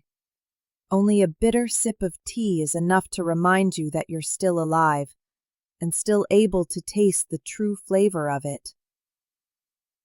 I was still sitting there, the teacup by my foot, when a small sound came from the corner of the room. The old radio I bought at a flea market automatically came on for the morning broadcast. The signal slightly distorted, then a singer's voice rang out, soft, warm, and distant. It was an old song, the song we danced to together. I recognized it from the first notes, the music that played at our wedding, when Derek held my hand, his eyes looking at me as if the world held only the two of us. I believed it back then. Now, the melody reached me not through memory, but through a strange tenderness, like feeling a healed scar, only a slight itch instead of pain. I didn't turn it off. I let the song continue to flow through the empty room, over the newly painted walls, across the silence between my breaths. The music passed through me, neither stabbing nor cutting, just gliding, light as a breeze over someone who was no longer bound. I smiled faintly, shaking my head. Perhaps this is how time heals, not by erasing, but by making you calm enough to stand amidst the old sounds and no longer tremble. The phone rang, fracturing the space slightly. I reached for it. A new message. It was short, just one line. Thank you for not ruining me. Opal. I looked at the sentence for a very long time. No emojis, no explanation. Just 6 words, honest, shaky, and powerful enough to make the room even quieter. I put the phone down, leaning back against the wall. In my mind, I saw the image of that young woman, swollen eyes, her hand cradling her stomach, standing in some small apartment, perhaps as cold as where I was sitting. I felt no anger, no pity either, only understanding. I had been there, where one believes in beautiful promises, where one is willing to trade everything just to feel chosen. But love doesn't save anyone when it's built on deceit. And now, she was learning that lesson, just as I had. I gently touched the screen with my finger, not replying. No need to. Some messages don't require a response. They just need to be sent, so that the sender knows they can still say thank you. Outside, the sunlight began to fade. The wind slipped through the crack in the door, carrying the scent of damp grass and new wood. I stood up, walked to the kitchen, and poured more hot water into the old teacup. The steam rose, faintly obscuring the kitchen mirror. In that mist, I saw my reflection, no longer the woman who trembled with fear, nor the one seeking retribution, just me, clear, quiet, and alive. I took a sip, still bitter, but no longer acrid. Perhaps even bitterness needs to cool down for one to truly appreciate its depth. I spoke softly, as if only to myself. Forgiveness is not forgetting. It is choosing not to carry the burden anymore. I set the cup down, hearing the glass meet the tabletop, a small sound, but it echoed far in the empty apartment. The last light of the afternoon fell onto the wall, highlighting pale yellow shadows. I stood there, in the nearly empty room, amidst the music, amidst the last vapors of tea, and realized I didn't need to erase the past to start over. I only needed to be lighter when walking away from it. And when the song ended, the room returned to its own silence, a silence that was no longer frightening, because for the first time, I understood. I was no longer in the storm. I had walked through it, and I was whole. I signed the name change papers on a May morning in a small office that smelled of new paper and cool coffee. The clerk at the counter didn't look at me for long, just scanned the files, nodded, stamped the papers, and said, "Congratulations, Vivian Wynne." I offered a slight smile, then stepped outside. On the paper in my hand, the name Vivian Hartley, the wife, the one who had been silent, who had endured, was now just a line of dried ink. I had become Vivian Wynne, a different person, with eyes that knew fear but dared to look. There was something profoundly strange about seeing my new name, as if it had been waiting for me all along, just waiting for me to be brave enough to step into it. Win. It means victory. I didn't think I had won against anyone. I had only just managed to win against myself. The morning in Portland was overcast. I drove through the Fremont neighborhood where I had rented an empty space on a small street. Old red brick walls, dark wooden ceiling, but with a large window facing the sun. I had seen it on a rainy afternoon and knew immediately this would be my starting point. My new interior design studio used entirely recycled materials. Old tables from a defunct coffee shop, chairs from a closed school, a cracked pane of glass that I had carefully ground down and pieced together into a mirror. I chose to do it this way, not for economy, but because I believed everything that has been broken can be mended if one is patient enough to touch it. I remember the feeling of my hand touching the aged wood, the rough surface, cold but carrying the scent of time. I carefully sanded it, applied a new coat of varnish, and felt something within myself being smoothed over, slowly, gently. On the opening day, there was no wine, no balloons, just natural light streaming in and the smell of fresh wood stain. I placed a small potted plant on the windowsill, hanging a small handwritten sign, Wynne Design Studio. My handwriting was a bit shaky, not perfectly straight, but so real that I found it beautiful. The first client to drop by was Father Thomas. He wore a charcoal-colored woolen coat, a worn white shirt collar, and held his darkened prayer beads. I was surprised to see him standing at the door, smiling. "I heard you opened a new studio," he said, his voice still deep and warm. "Yes, it's not big, but it's enough for me." "For me," I corrected myself, smiling lightly. He looked around, slowly, as if reading a book with his eyes. Every object in the room, the tables, the chairs, the mirror, even the old door frame, bore the marks of time, but standing together, they looked strangely harmonious. He turned back to me, his gaze soft. "You are redesigning your own soul." I didn't know how to reply, only nodding slightly. He chuckled, light as the wind.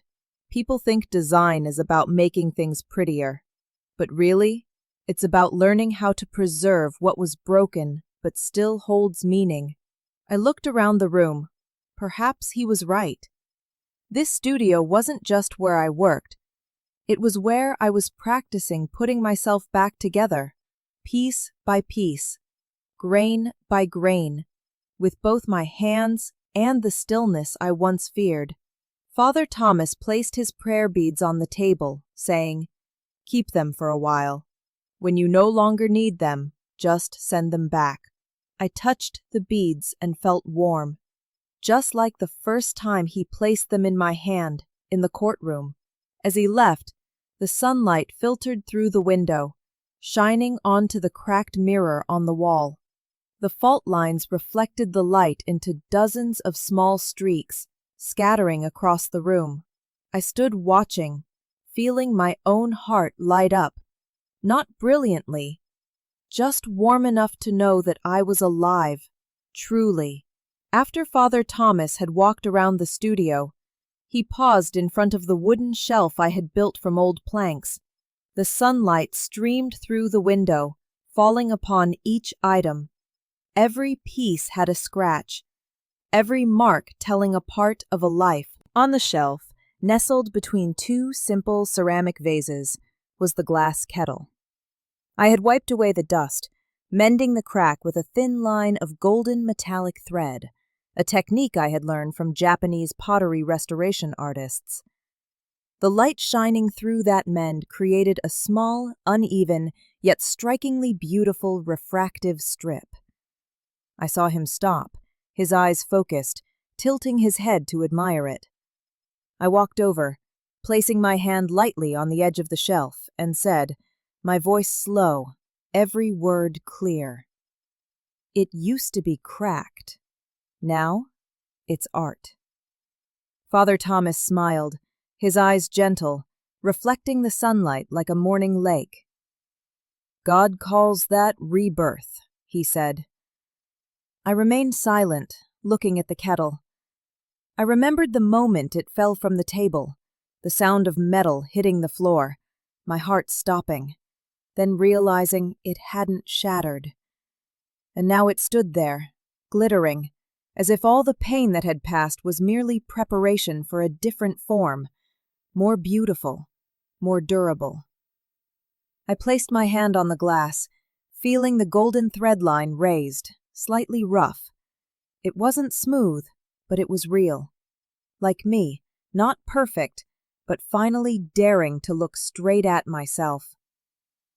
Father Thomas looked at me, nodding gently, and then said, "You know, people think rebirth is a miracle that comes from the outside, but truly, it begins from within, when you are brave enough not to hide your cracks."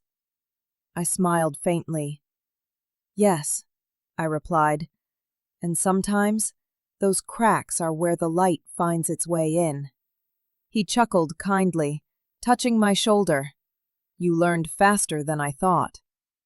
I bowed my head, softly, like a silent thank you. He departed as the sun began to sink.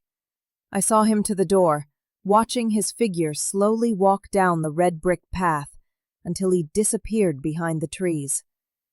The afternoon breeze swept through the open window, carrying the scent of wood, varnish, and the tea from the corner of the table where I still brewed it every morning.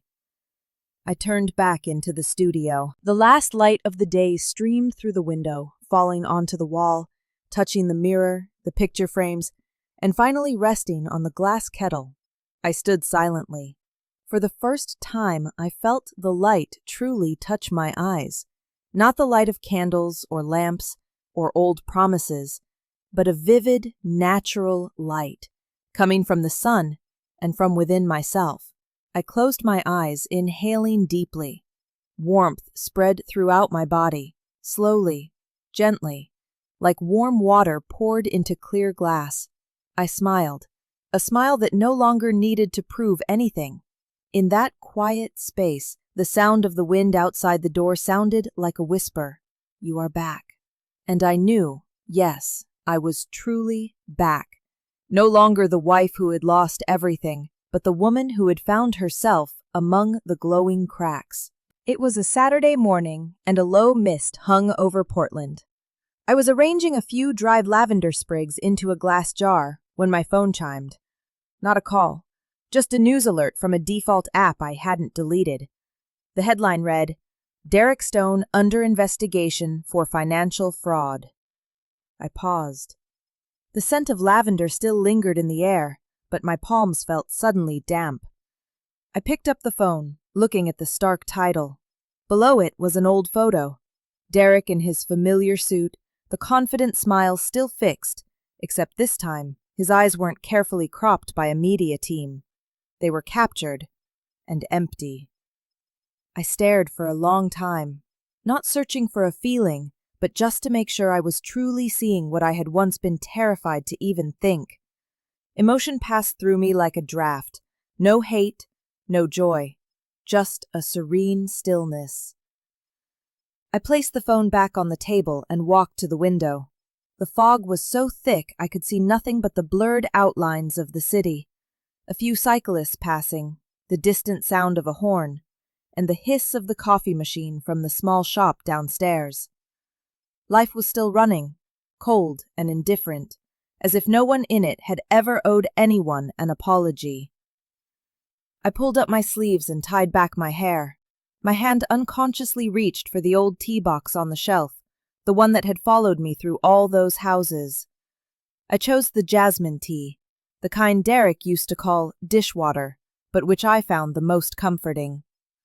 When the water boiled, the heat condensed into drops on the kettle's body. I watched them slide down, slow and smooth, and dissolve. There was something so alive in that motion, simple, undramatic, but real. I brewed the tea, pouring it into a small porcelain cup, and set it on the table. Right beside it was the old wedding photo, still in its silver frame. I hadn't noticed I still kept it until this morning. The photo was taken on a pale, sunny afternoon. He in his blue suit, me in my white dress, hands touching, both of us smiling. I remembered the feeling of the shutter clicking, his hands tightened slightly behind my back, his whispered words, "You know, we'll never be like other people." I believed him.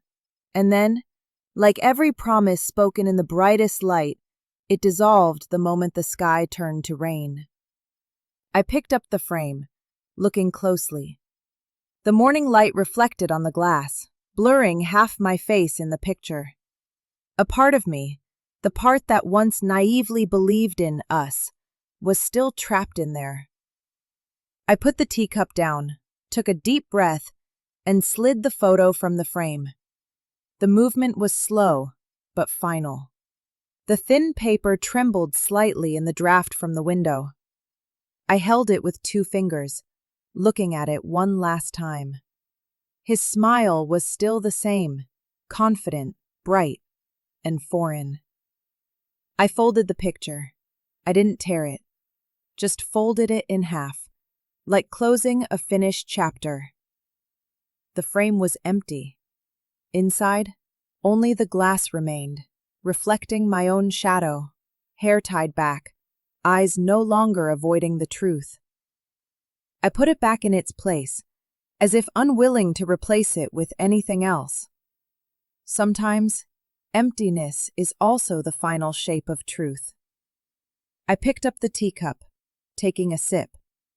The tea cooled quickly, bitter but real. Still the same flavor, only now I could drink it all without wincing. Outside, the fog was receding.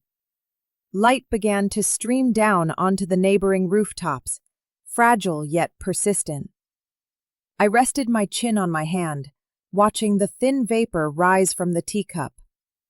Perhaps, in a way, this was the justice I didn't need to seek, not with a gavel, not with a verdict, but with the world's natural equilibrium.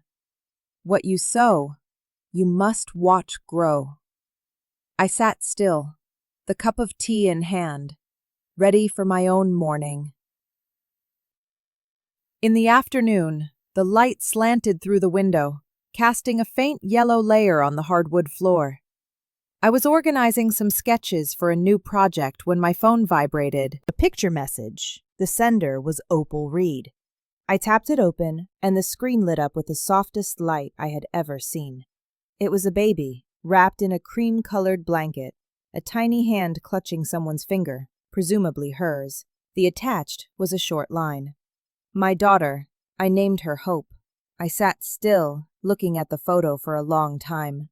The room was so quiet I could distinctly hear the clock counting the seconds, the soft sigh of the wind past the window pane.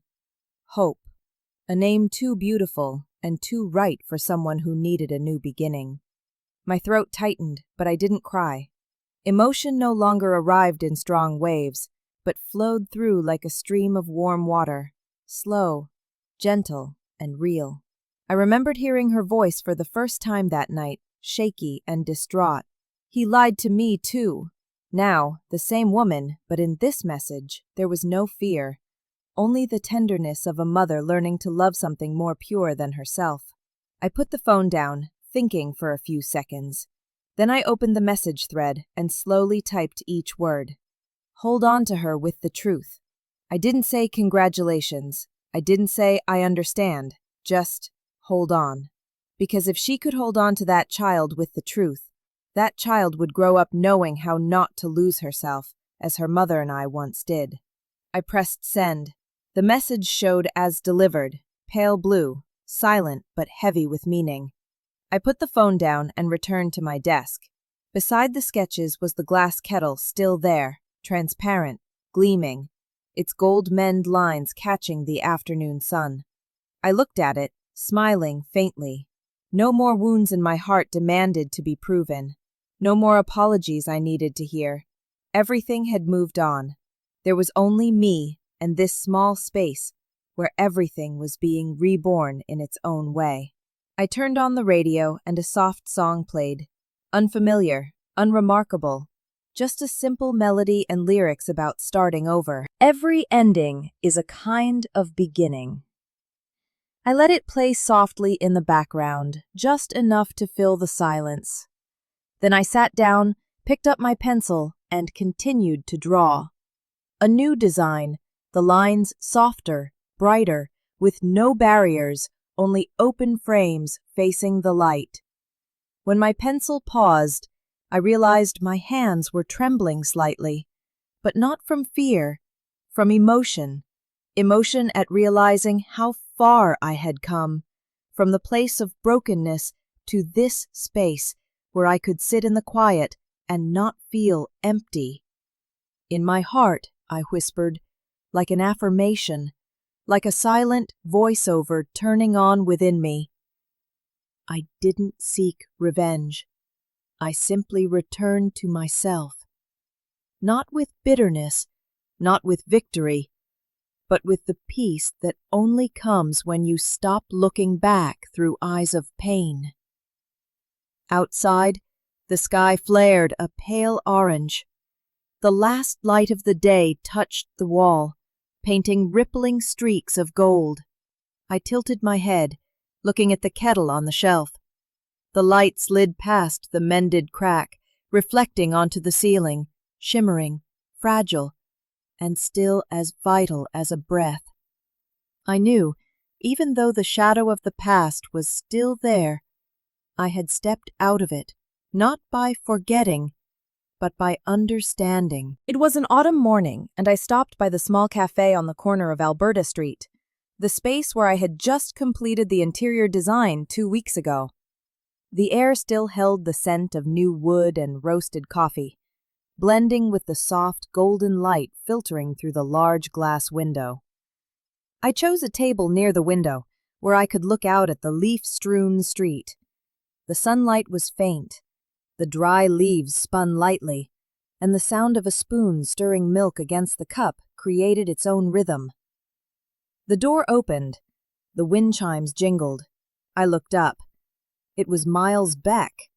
He stood there, hands in his jacket pockets, his smile slightly tilted, still the smile I remembered from our old meetings when we both worked at the same design firm. Vivian Wynne, he said, pulling out a chair and sitting down opposite me. I almost didn't recognize you. The new name sounds more like you. I laughed, taking a sip of my coffee. Yeah, maybe I almost wouldn't recognize myself if I met her on the street. Miles looked around the space. Everything in the cafe, from the adopted brick wall, the exposed brick wall, the recycled wooden tables to the vintage ceiling lights, was part of my redesign. He nodded, touched the tabletop, then glanced over at the small shelf near the counter where I had placed the glass kettle as a decorative piece. It's beautiful, he said, his voice quiet but full of hidden meaning. Is it real? I knew he was asking about something else, not just the kettle. I set my cup down, turning my head toward it. The morning light shone through the transparent glass, casting a thin streak of light on the wall, like a golden scar that had turned into an intricate pattern. I spoke softly, without turning back to look at him. Real and cracked. In that moment, I heard him exhale slightly, a breath like someone who had just put down a heavy burden they had been carrying for years. We sat in silence. Between us, the light reflecting from the kettle danced on the table like small waves. I recalled the years working with him, the late nights, him brewing coffee, me adjusting the blueprints, the times he would quietly watch me when my phone rang with Derek's name, his eyes never quite hiding his unease and worry. When I left the company, he didn't say goodbye. He just sent a white card, inside which was written, "I hope you remember who you are." And now, after everything, he was sitting across from me, looking at that glass kettle, a symbol of what I had lost, and also what I had won back. "It seems it survived a lot," he said softly, his eyes still fixed on the kettle. I nodded. "More than I expected." He chuckled. "Me too." I looked at him and saw no trace of sarcasm or mockery on his face, only the warmth of a man who had learned to speak the truth without causing harm. Outside, the sun touched my coffee cup, creating shimmering streaks of light. A few customers walked in, their quiet laughter blending with the aroma of freshly baked pastries. I suddenly realized this was the first time in years I could sit across from a man without having to force myself to be strong or shrink back defensively. It was simply sitting, listening, and being present. The kettle on the shelf sparkled, the cracked part now the brightest focal point. I smiled faintly. Perhaps that was what both of us were learning, to be grateful for the cracks, because they are how the light finds its way in. Miles looked at the kettle for a moment longer, then turned back to me. The morning light had softened, reflecting on half his face, creating a faint stripe of light across his cheekbone. "And now?" he asked, his voice low, just loud enough to cut through the sound of the espresso machine. I looked at him, then back at the glass kettle. The golden cracked lines shimmered with light, like veins flowing against time, memories, wounds, and things no one else saw. I gently sipped my coffee, feeling the bitterness on my tongue, then replied, slow and clear, "Now I know how to retain heat." Miles offered a quiet laugh, a deep sound, not out of surprise but out of understanding. He nodded, his eyes still watching the light reflect on the table. "Maybe I should learn that from you." I smiled. There was no awkwardness, no stale, lingering emotions seeping into this moment. His smile, like his words, didn't save me. It was just warm. Like cool coffee that still holds its aroma, or like faint sunlight strong enough to melt the mist on the window pane. We sat quietly, letting time pass lightly like a breath. Amidst the sound of conversation, clinking cups, and the aroma of baking bread, I felt a sense of normalcy, something I once thought was boring but which now felt like the most precious gift. Miles stirred his coffee gently, then said in a low voice, You used to be the person I worried about most in the office. Not because you were weak, but because you tried so hard to act fine." I didn't answer right away. I remembered those days, the mornings rushing between meetings, texting Derek while adjusting a blueprint, smiling when colleagues asked, "Are you okay?" My "okay" back then was a thin pane of glass, clear enough for others to believe, thick enough to hide the cracks. I looked at him, a slight smile passing over my face. Yes, back then I was afraid of getting cold. Now I know, staying warm doesn't mean you always have to burn. He was silent, then laughed, this time longer, more genuine. No more words were needed between us. There are conversations where silence is the deepest part. I looked outside. The sky was brightening. A ray of sun pierced the window, falling directly onto the table between us. The light glistened on the wooden surface, which reflected the image of the glass kettle on the shelf far away. I don't know if someone in the cafe just opened the door, or if it was just the wind, but I heard the small wind chime ring. A clear, crisp sound, almost like a whisper of the morning. Miles stood up, put his hands in his jacket pockets, his smile still on his face. "I have to go," he said. "Maybe I'll be back sometime. Not for the coffee, but for the light in that kettle." I nodded, my hands wrapped around the teacup, the warmth seeping into my fingers. As he left, I watched his figure disappear behind the doorframe. The last light shone over his shoulder, casting a thin gold streak on the cafe floor, like a thread connecting two people who had learned how to keep living. I didn't know if we would meet again, but it no longer mattered. What mattered was this morning, peaceful, clear, and warm enough to remind me that I had survived, not by avoiding harm, but by learning how to retain heat amidst the breaking. I turned back, looking at the kettle one last time. The light inside it was still dancing, reflecting soft, breath-like streaks on the wall. And I knew that light wouldn't go out, at least, not today. I returned to the place I once called home on a winter afternoon, when Portland was steeped in mist, and a chill seeped through every crevice. The old key was still in my jacket pocket, tarnished and worn at the edges. I didn't know why I still kept it, only that every time I touched it, a small part of my heart gave a slight pang. Not pain, just a faint squeeze, like a familiar reflex. The apartment door opened with a soft creak. The scent of wood, dampness, and old paint intertwined. The air inside was colder than I had expected. The walls were still pale beige. The window frame still faced the small street where the flower basket I tended for 2 seasons used to hang. Now, there were only barren pots and a few dried vines. I stood on the threshold for a moment, not stepping in immediately. It felt as if I were looking at a photograph, where everything once had a soul, now only the void of memory remained. When I finally stepped inside, my shoes made a soft sound on the wooden floor.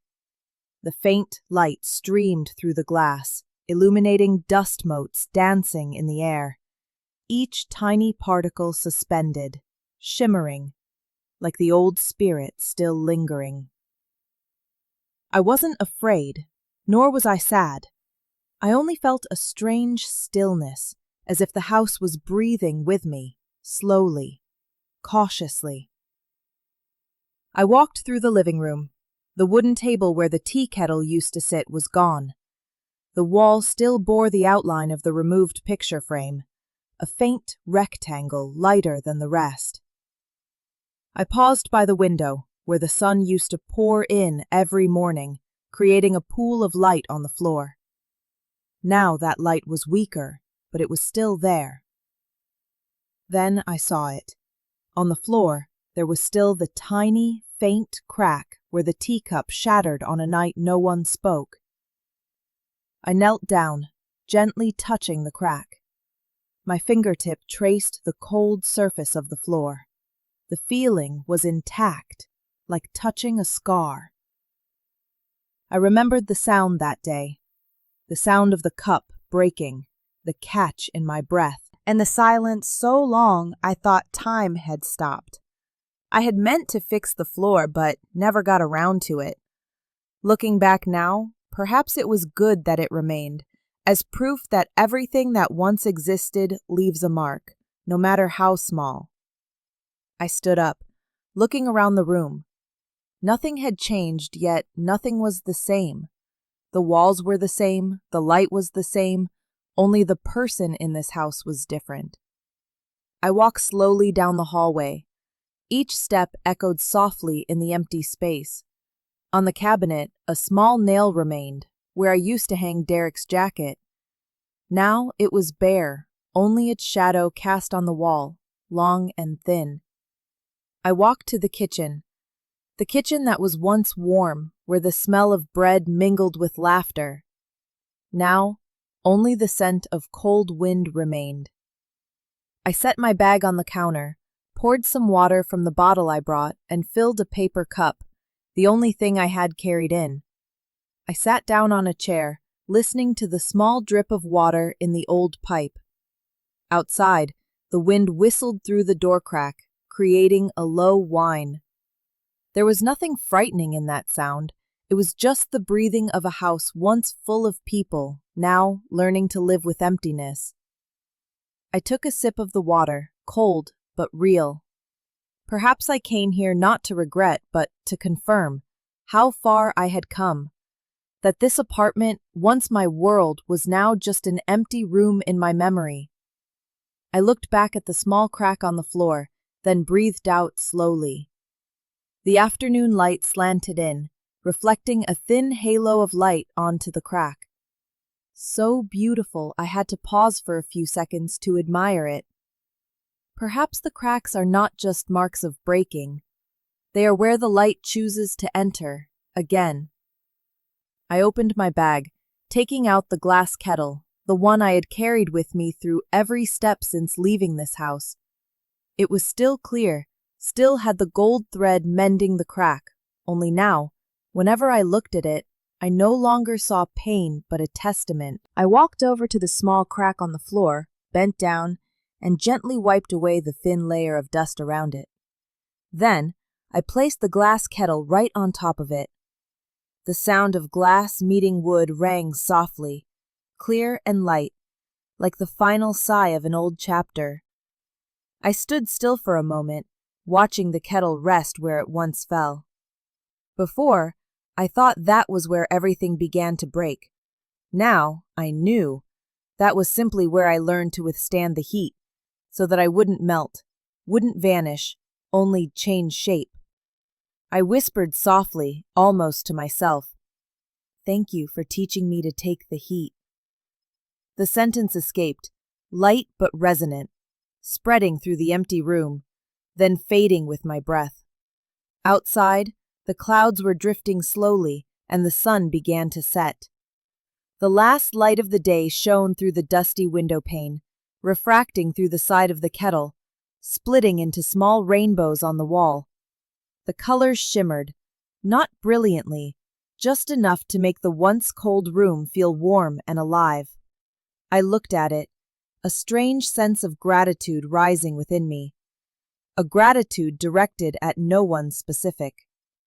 Thank you to the wounds that once cut me, because through them, I learned I could stand up. Thank you even to the person who hurt me, because without him, I might never have known the value of freedom that comes not from running away, but from understanding I deserve peace. I touched the side of the kettle.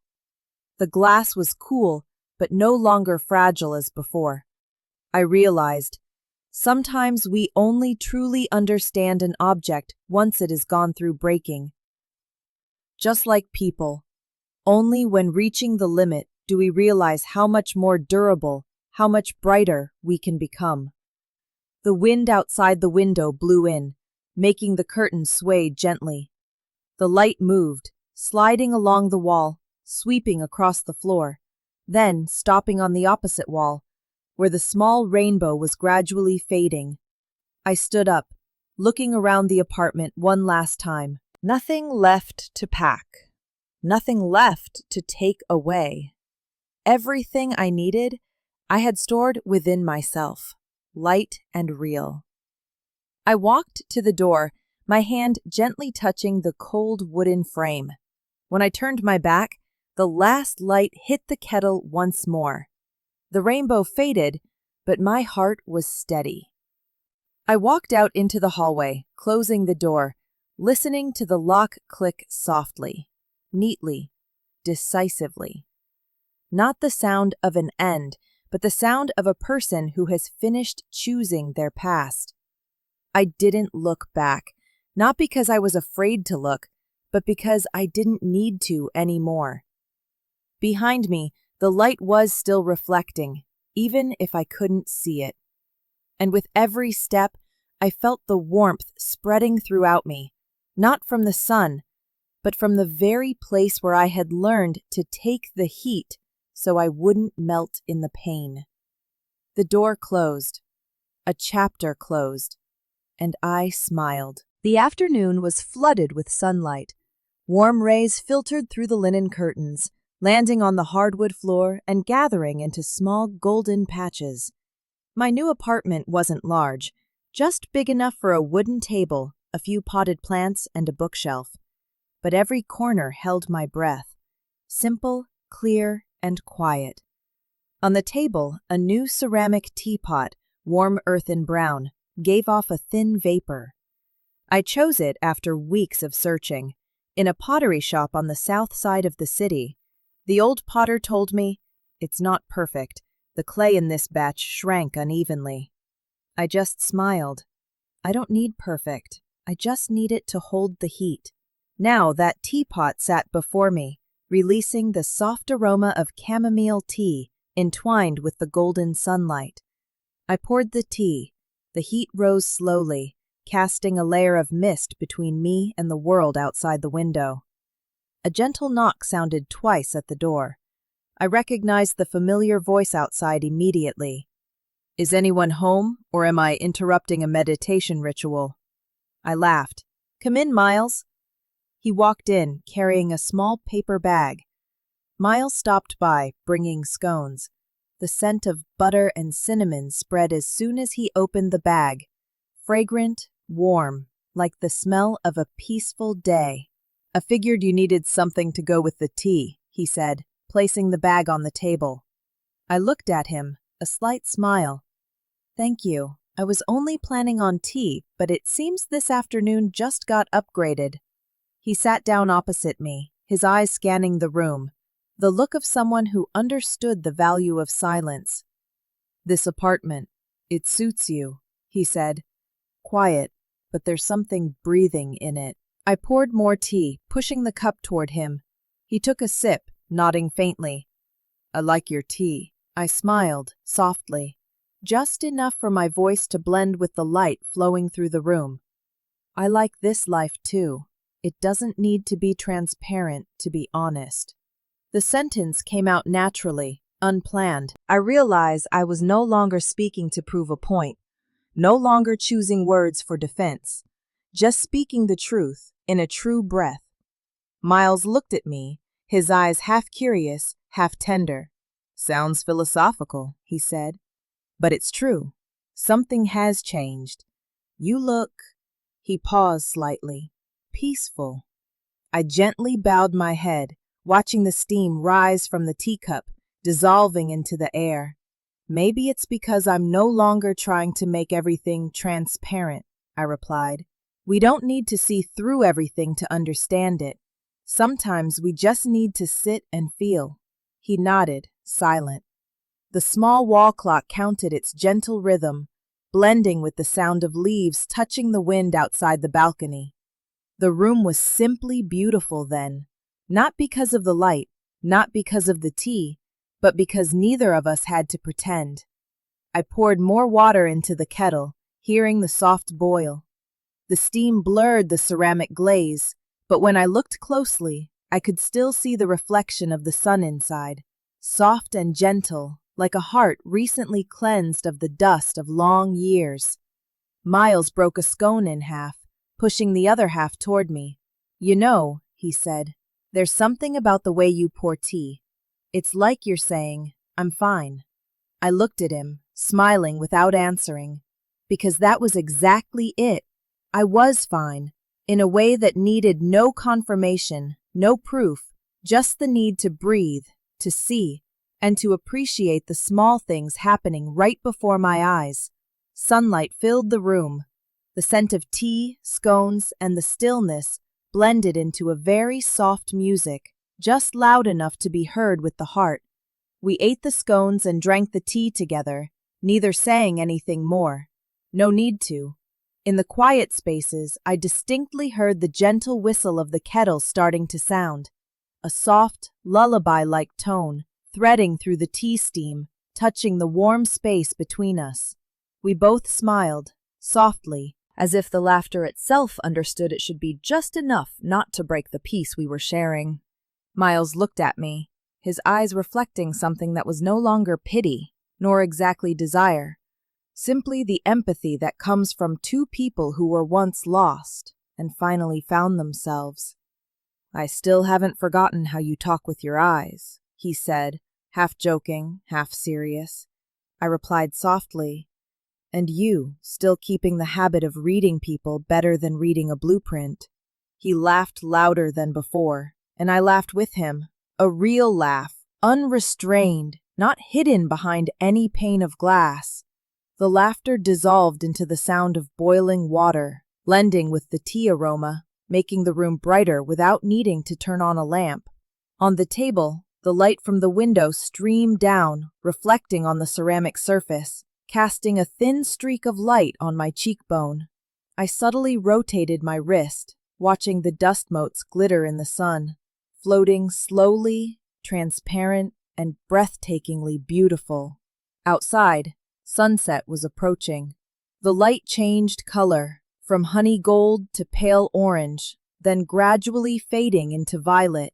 In a certain moment, I realized that afternoons like this were the reward for those who had walked through brokenness, not because they were compensated, but because they had learned to see the beauty in small things. Miles looked at me, his hand touching the teacup. "I don't know what to say," he murmured. This is probably the first time I've truly seen you stay in the moment." I replied, my voice light as a breath. "Maybe it's because I'm no longer afraid of them slipping away." He was silent, nodding slightly. Between us was the ceramic teapot. Smoke still rose, the aroma still gentle. Everything was still, but not stagnant. It was living, breathing, and existing at its own unique pace. I touched the teapot, feeling the warmth spreading into my palm. The feeling was simple, but it was also what I had longed for years. Warmth that didn't come from others, but from the very things I cherished. The last light of the sun touched the side of the teapot, then slid down the table, breaking into small fragments of light. I watched the scene, my heart light as the tea vapor dissolving into the air. A thought echoed in my mind. No need to write it down, no need to speak it aloud. Like a silent, deep, and steady conclusion. Some things don't break when they are strong. They simply change shape. I looked up at the window. It was dark now, but the sunset light still lingered in the teapot, casting a soft streak of light on the wall. Miles stood up, smiling. "I should leave you in peace before it gets too dark." I nodded, replying, "It's okay. Here, the dark is beautiful too." He left, leaving the door slightly ajar, and the room still held the scent of tea, scones, and the sound of the kettle that had just stopped whistling. I sat still, gazing into the residual light on the table. A faint rainbow appeared on the ceramic glaze, not brilliant, but lasting. I touched it, feeling my heart beat slowly, steadily. Outside, the night wind swept in, gently rustling the curtain. I whispered, not knowing to whom. Yes, I'm still here. And I'm still warm. The small room retained the human presence, retained the light. An ending. A beginning. All merged together, like tea steam that had yet to dissolve. If you have ever kept a cracked object, just because some warmth still lingers inside, then perhaps you understand that this story doesn't just belong to me. It is the quiet whisper of hearts that were once shattered, but still chose to stand up, softly, and find themselves again in the light after the storm. Because sometimes we don't need to start over from scratch. We just need enough courage to keep going, in a new shape. Thank you for staying with me until the very end. If any part of this resonated with you, please leave a comment below. Tell me, what is the one thing you held on to, or what did you let go of to find your peace? And don't forget to subscribe so we can meet again on another afternoon when a new story is being poured, warm and gentle as tea.